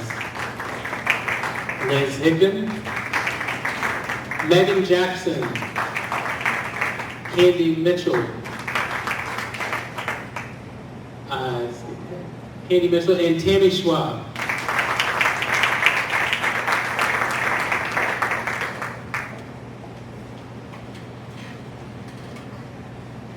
Thank you, Tanya. Next, we have Broadus Wood Elementary School. micro-credential awardees from Broadwestwood Elementary School. Megan August.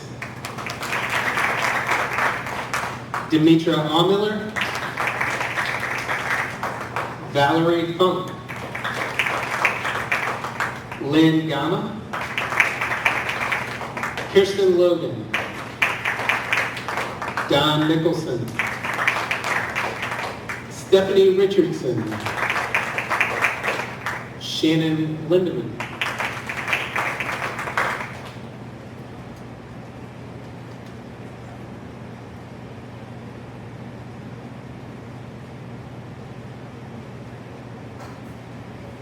We also have teachers from Brownsville Elementary School. Jonathan Faulkner. Gigi Moore. Brandy Robertson. And Asma Regan.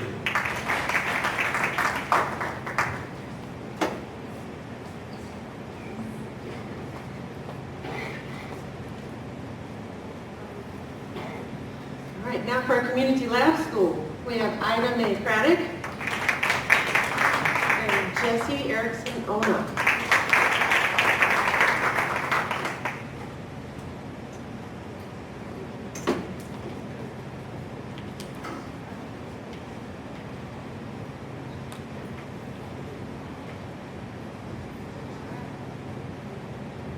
Fort Crozet Elementary School, Mara Chick. Hope Farrar. Katie Fritz. Gary Grassi. Catherine Hamill. Ashley Henderson. Ann James. Alex Lancaster. Ashley Miller.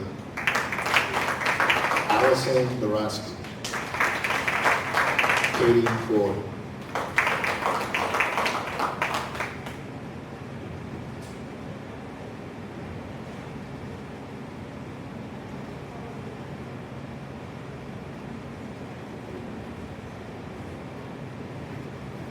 Next we have Howie Mead Elementary School. Shauna Hall. Susan Peck.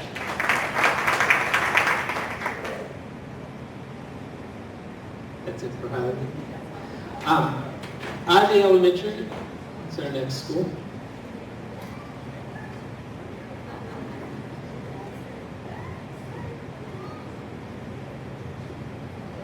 Ivy Elementary School. Virginia Carew. Gracie Chamberlain. Bree Lavari. Catherine Nicole. Sarah Ross.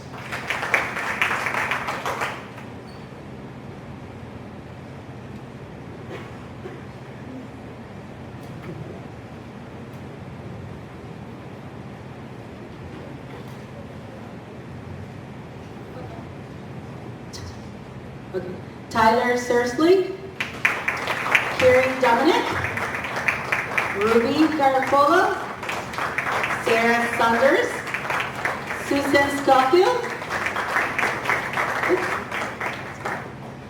Ashley Syke, Sarah Stilwell, Val Thompson.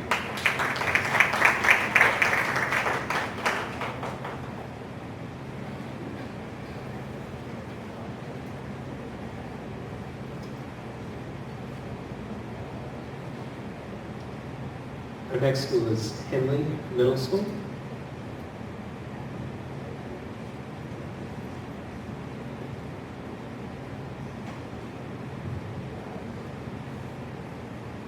Margot Diaz. Tim Driver. Elena Leggett. Acadia Nunes.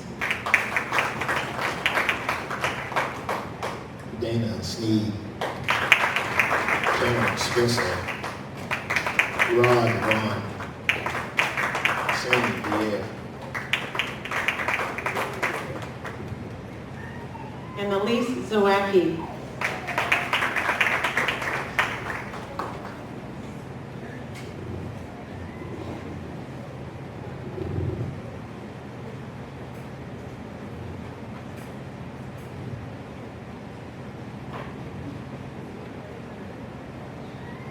For Journey Middle School, we have Andrew Jacobs,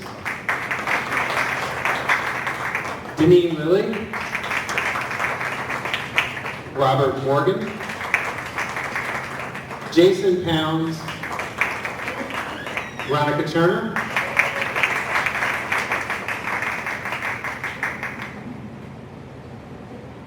Steve Whitaker,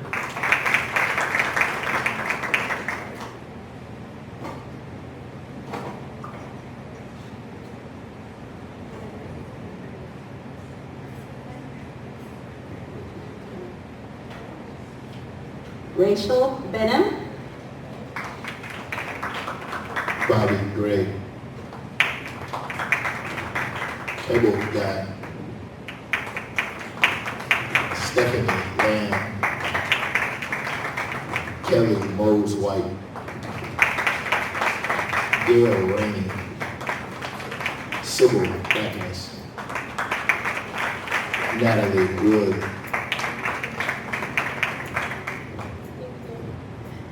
congratulations. All right, Walton Middle School. Mackenzie Crawford, E.A. Garrison, Teresa Griffith, Eric Painter. All right, Greer Elementary, let's go.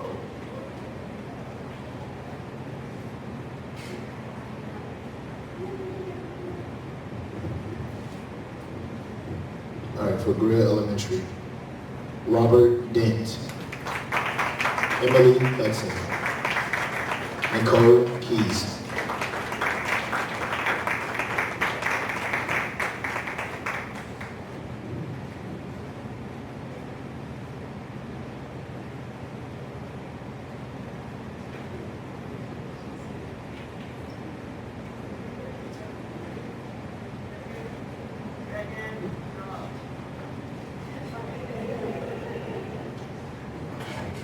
Monticello High School. Derek Frazier. Erica Goff, Wendell Green,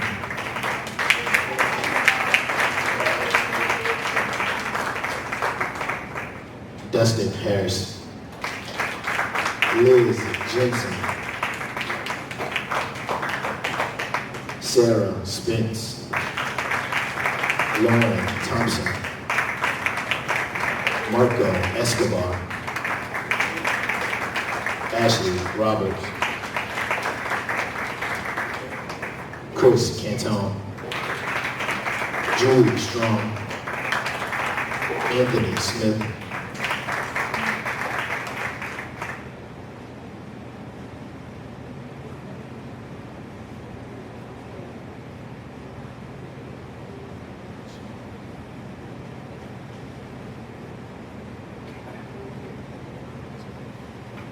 Mountain View Elementary School,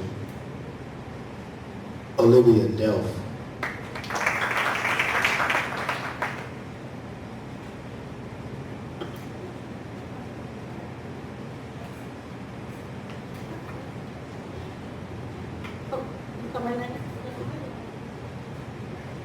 All right, Newcomer Learning Community Center is Lily Ha.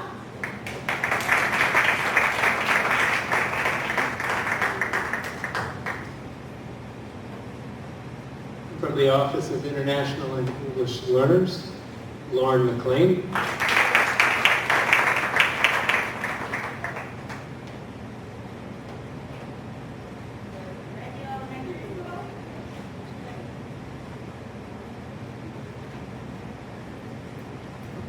Red Hill Elementary School, Emily Thorne.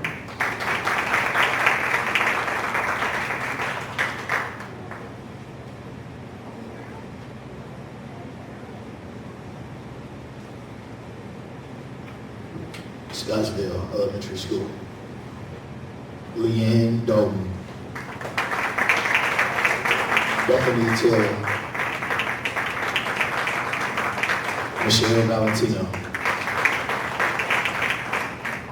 Stone Robinson Elementary School.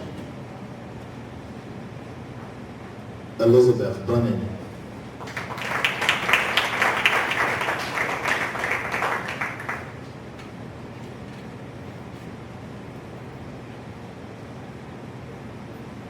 Stony Point Elementary School. Deborah Mayo.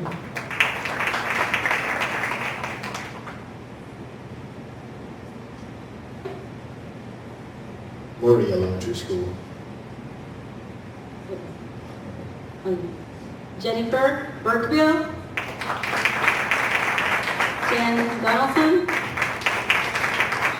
Sarah Haas. Sarah Hahn. Donald Healy. John Hobson. Ramona Martin. Emily Pasterfield. Lynn St. Aus. Ashley Wright.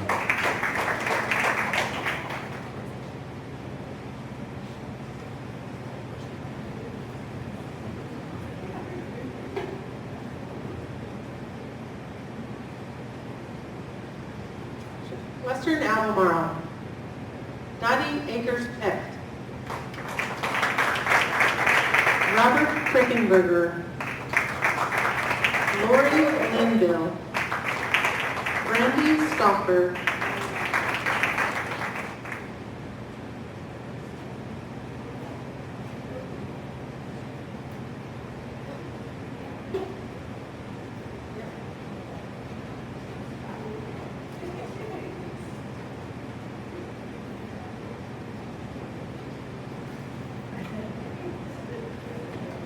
Woodbrook Elementary School. Patrice Harris.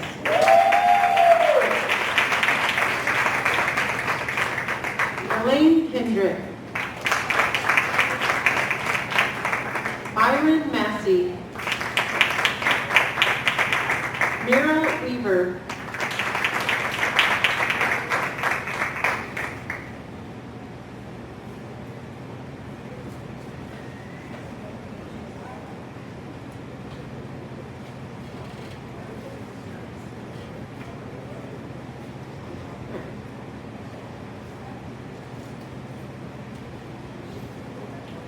We're going to move into our culturally responsive certification awards.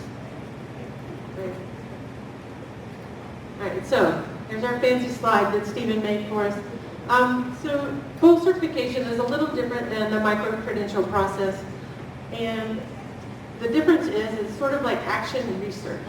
So the candidates identify a problem related to equity in their classroom or in their schools, and they spend a year or years, in some cases, exploring it, trying to address it, and create impacts for their students.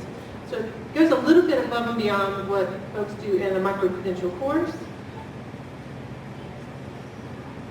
We have 4 honorees this year.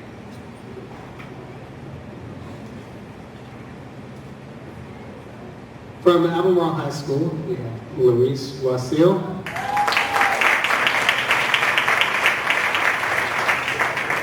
And from Journey Middle School, Elena McIntosh.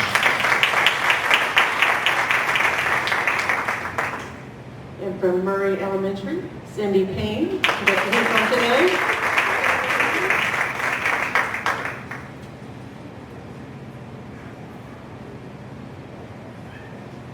And from Agnerhurt Elementary School, Lane Rickabaugh.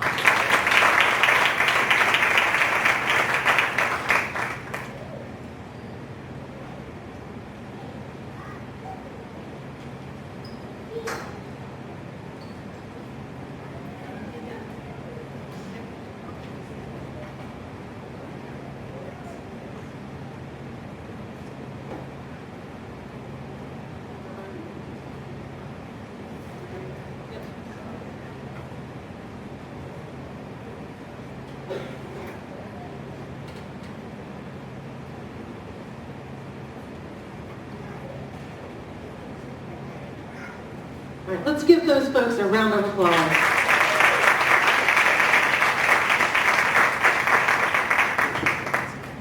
Thank you.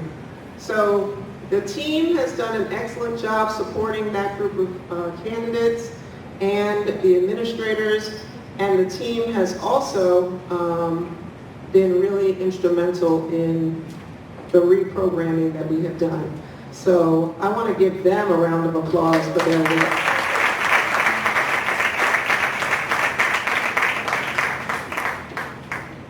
So if you can do me a favor, just hand me the award and then I'll read it.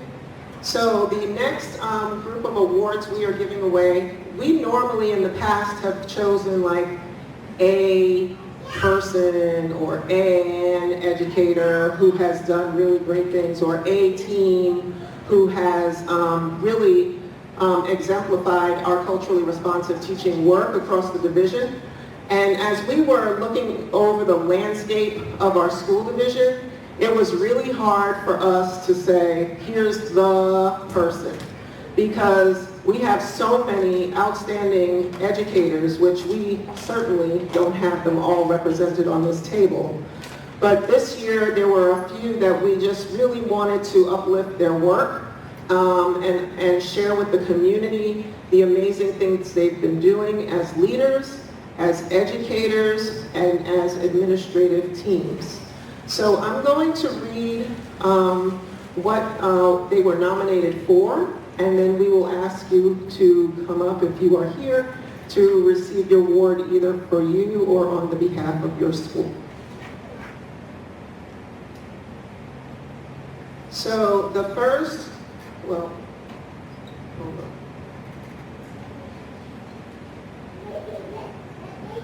So the first group of educators we are going to honor is, well, the first group we're going to do are the Culturally Responsive Educator Rising Stars. So we'll start there. So if somebody can just click. You clicking? Good. So the first one goes to Nicole Keys. Ms. Keys is new to Albemarle County Public Schools, yet she has immersed herself in learning about our division's culturally responsive framework and leading others in the work. She earned her micro-credential, represented her school as its diversity resource teacher, and led Greer's culturally responsive teaching and the Brain book study.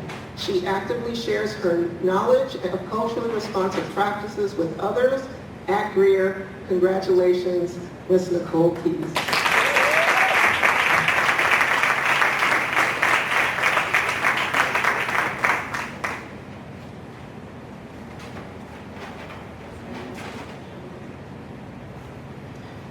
The next award goes to Rachel Hunt.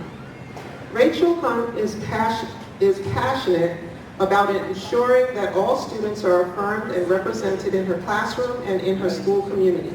As a diversity resource teacher for her school, she actively plans and delivers culturally responsive professional learning and provides resources for her staff members. She always considers the cultural relevance of instruction and pushes others to do the same. Congratulations, Rachel Hunt. And if Leslie is still here.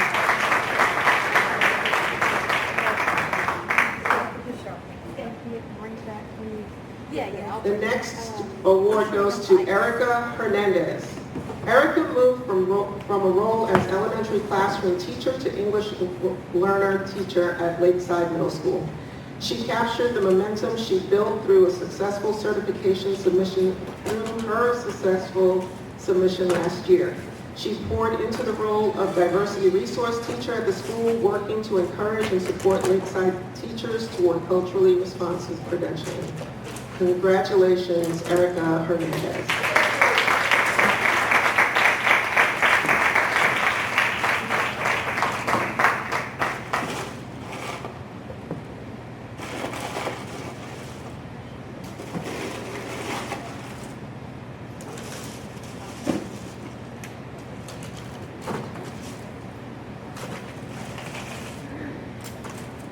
The next award, Rising Star Award, goes to the administrative team at Baker Butler.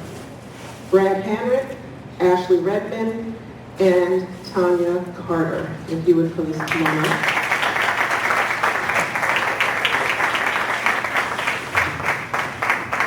This administrative team is determined to keep culturally responsive practices moving at Baker Butler Elementary School despite a change in leadership. They set expectations and work through scheduling to make sure that every teacher had an opportunity to participate in equity work in a differentiated manner, allowing each teacher to work in a way that best meets their individual needs while supporting the overall equity goals of the school. Congratulations, Tanya and the rest of the team.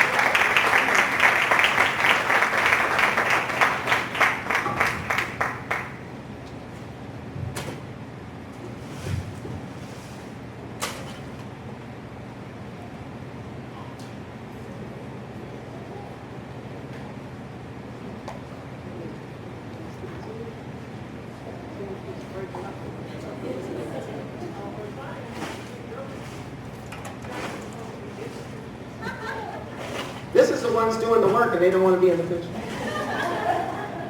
And then it's like conveniently under the table. Okay. Yes.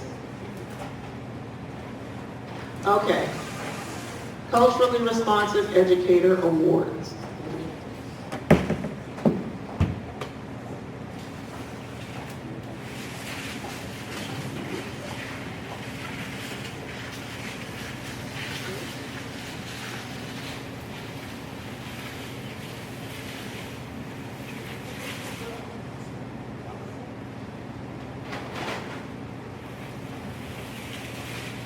Okay. All the names are up there. Fred Anderson, Jamie Curry, Zoe Perone, and Alfred Toole. The WAS Equity Team worked collaboratively with students to create events across the year that promote and encourage affirming spaces for students while empowering them and giving them space for their voice to be heard. Their work included the Better Together Multicultural Night event, the Black History Month speaker series, and the mentor program for incoming students with similar identities. Congratulations to the WAS Equity team.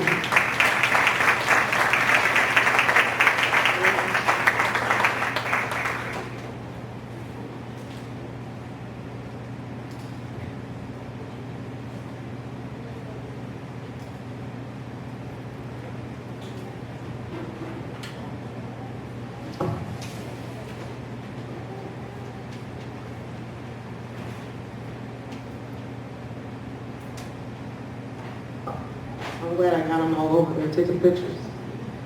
So at the end, please make sure that we take a group picture. Don't leave.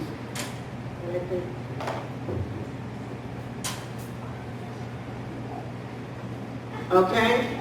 Emily Youssef and Emily Holstrom.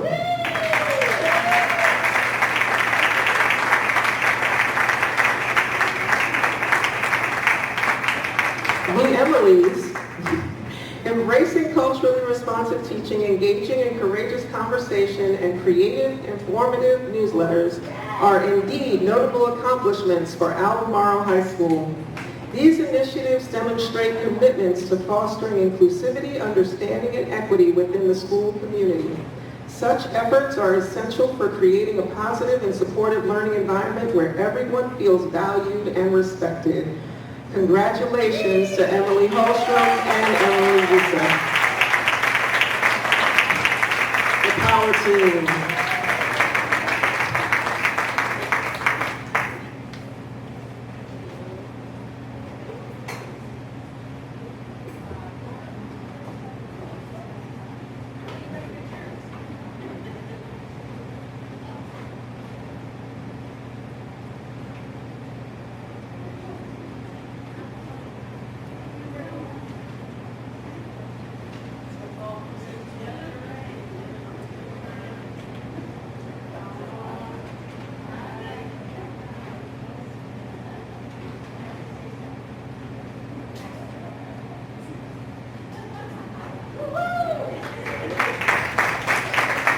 Laura said, that's my baby. All right. Tegan Scroggs and Jen Graham. over at law. Tegan and Jen's dedication to supporting staff and addressing undercurrents of racism among students is admirable. Collaborating with administrators and staff to reshape the culture has been crucial in creating a more inclusive and equitable environment. As active diversity resource teachers, their leadership applying culturally responsive practices has been pivotal in fostering understanding and respect among all stakeholders. Congratulations, Tegan and Jen.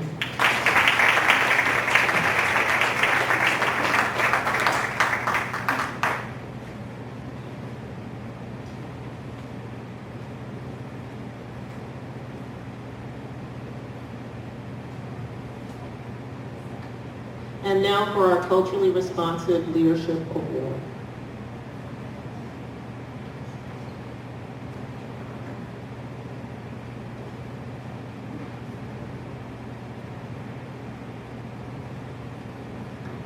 This first award goes to one of my mentors and someone, I'm going to go a little off script with her just for a moment if y'all don't mind.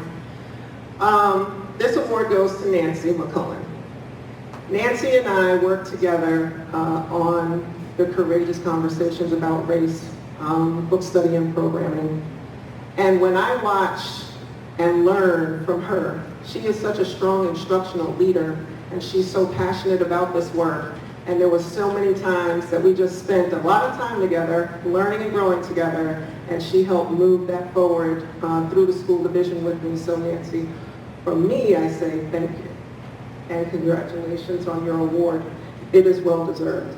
Nancy has supported her students and teachers in creating school spaces that are more affirming and inclusive for all students. She has consistently dedicated significant time to leading her staff through anti-bias and anti-racist work, helping them become aware of and disrupt microaggressions related to bias and race. Nancy McCullen, congratulations as being one of our equity leaders of the year.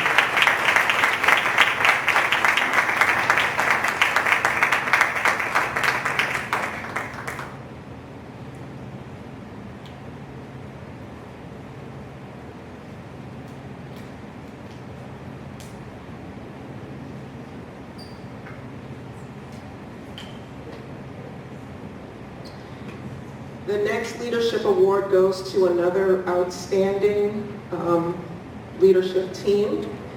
This goes to Mike Arani and Katrina Sims.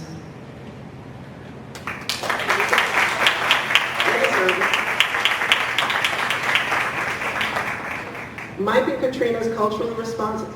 I'm going to pause for a second. I want to first say you are one of the schools with the highest percentage of increase in culturally responsive educators this year. That alone, because of your leadership, is something to be said. So congratulations. Mike and Katrina's culturally responsive leadership work showed up this year in the number of staff moving through culturally responsive teaching in the brain book study and the culturally responsive teaching credentialing process. Their encouragement, support, and thoughtful professional learning experiences during staff meetings have led to a record number of credentialed teachers at Agner Elementary School.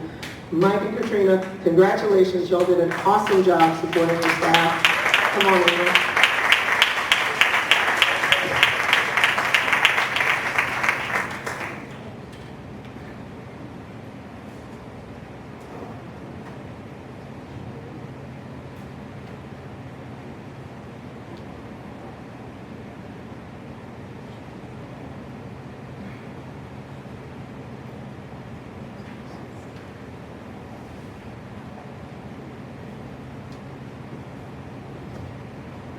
And the final leadership award goes to Jamie Gelner, who is not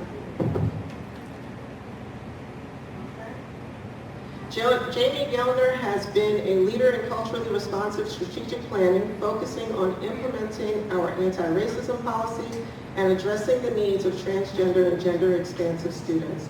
Her research and advocacy have supported the development of student support plans to ensure comprehensive support for transgender youth.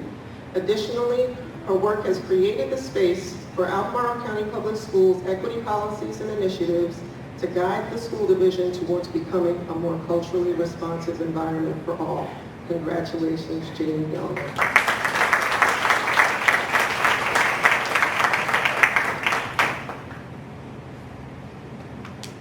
So I want to give them all a round of applause. I would like to thank the team for helping me get those awards out. Something that you all don't know is that we did change a little bit of how we do our micro-credential. Similar to our programming, we actually changed our way that we recognize you. We give you your certificate.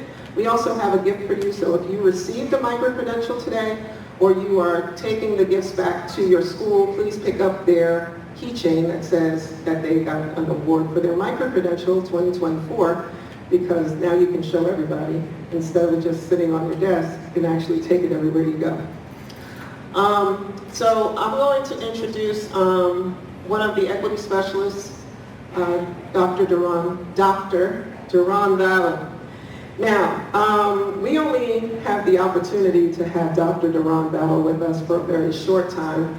He was a one-year hire. As you all know, Shay Shiflett Carter moved over to HR. Woo woo!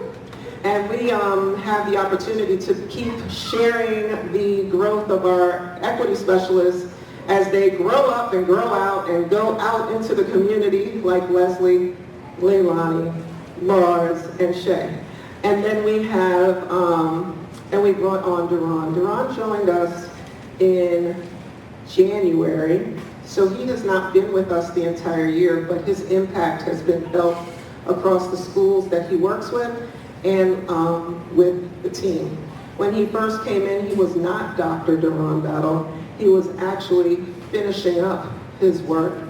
And he kept saying, well, if I was still in Richmond, I'd already been finished, but I came here.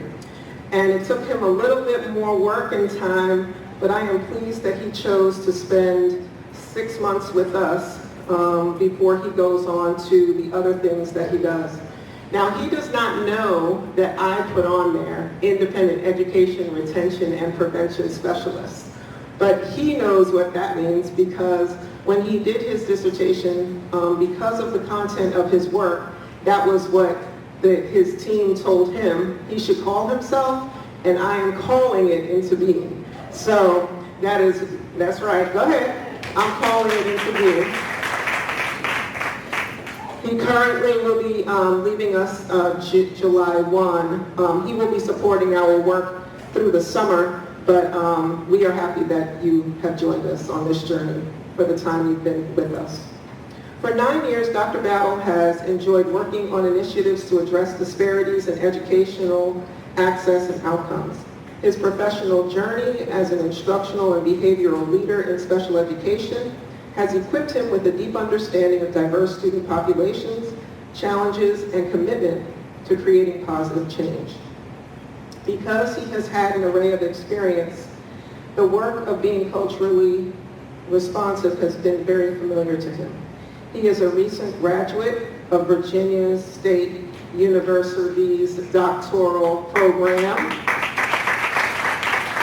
in the School of Education. Dr. Battle is well versed in the area of family and community engagement and implementing effective strategies that promote meaningful connections between families and their school staff.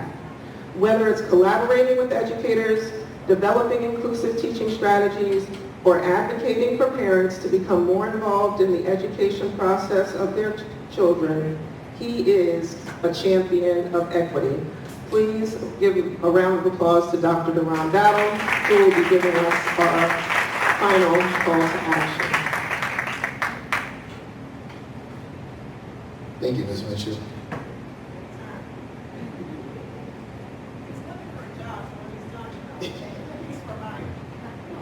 I always tell Ms. Mitchell I appreciate her more than she'll ever understand, for opportunity more than anything else. Can you guys hear me? Good. All right. Good afternoon. Today I stand before you to discuss the matter of utmost importance, being culturally responsive in education. Schools and classrooms where we operate are microcosms of the world, bustling with diversity, rich in backgrounds, and full of stories waiting to be told. As educators, our mission is not only to impart knowledge, but to cultivate environments where every student feels seen, heard, and valued.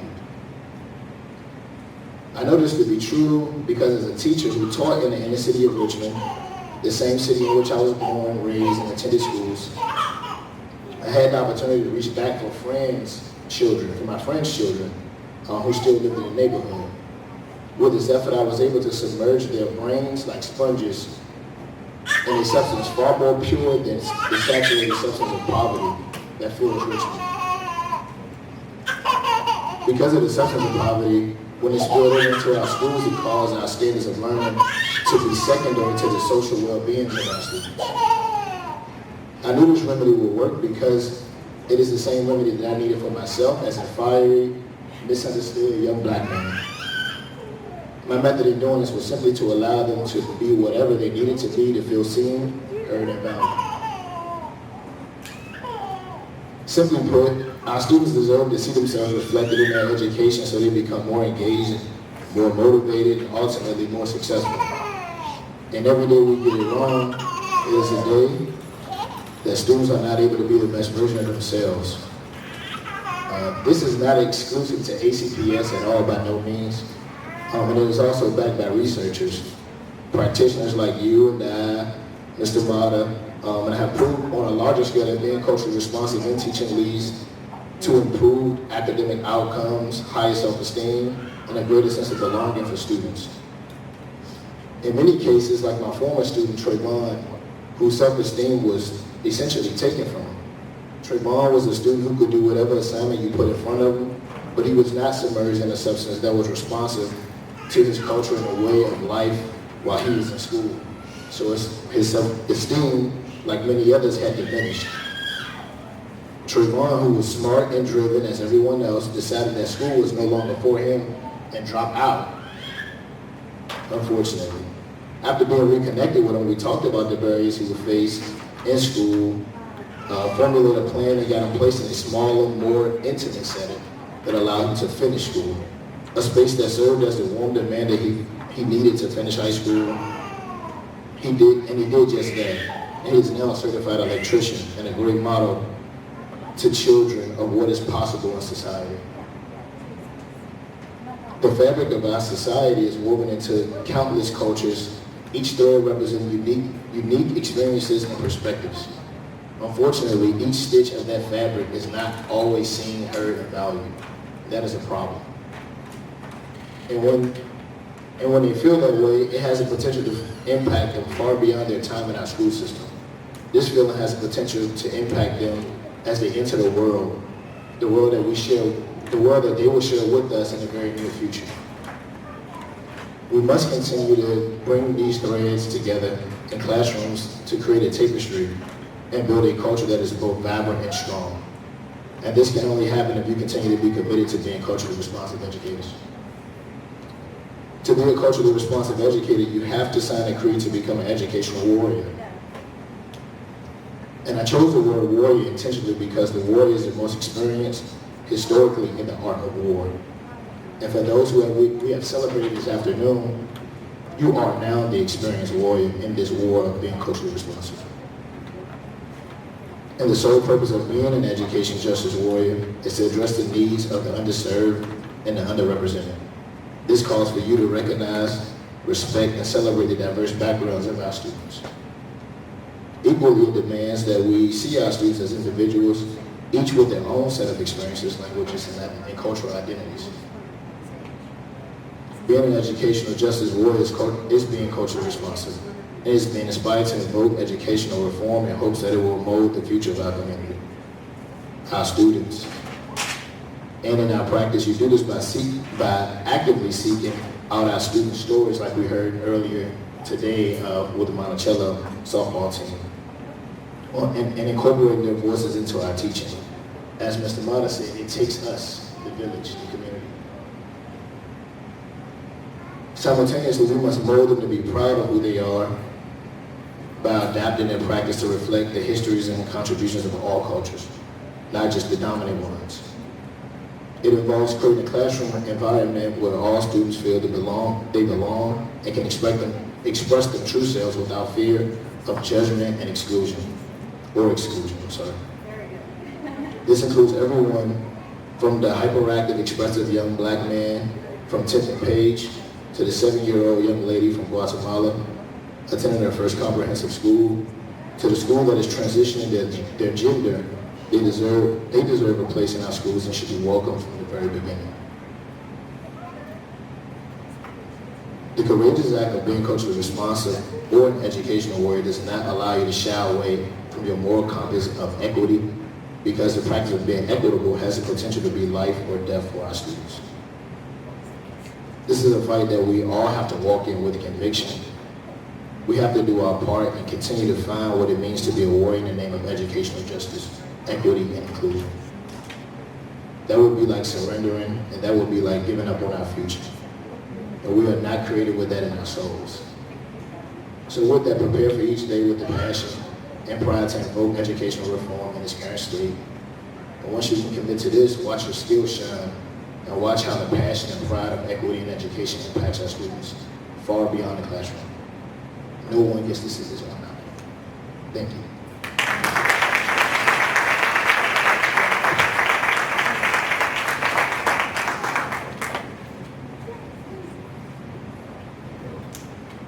Well, with that, I want to say thank you. I want to say thank you and safe travels home. Have a wonderful day. Peace be with you. All of that. Go be culturally responsive. Keep hope alive. All them things. Stop by the tables. Thank you. I know that was a blunt ending, but time is up. It's 2:16.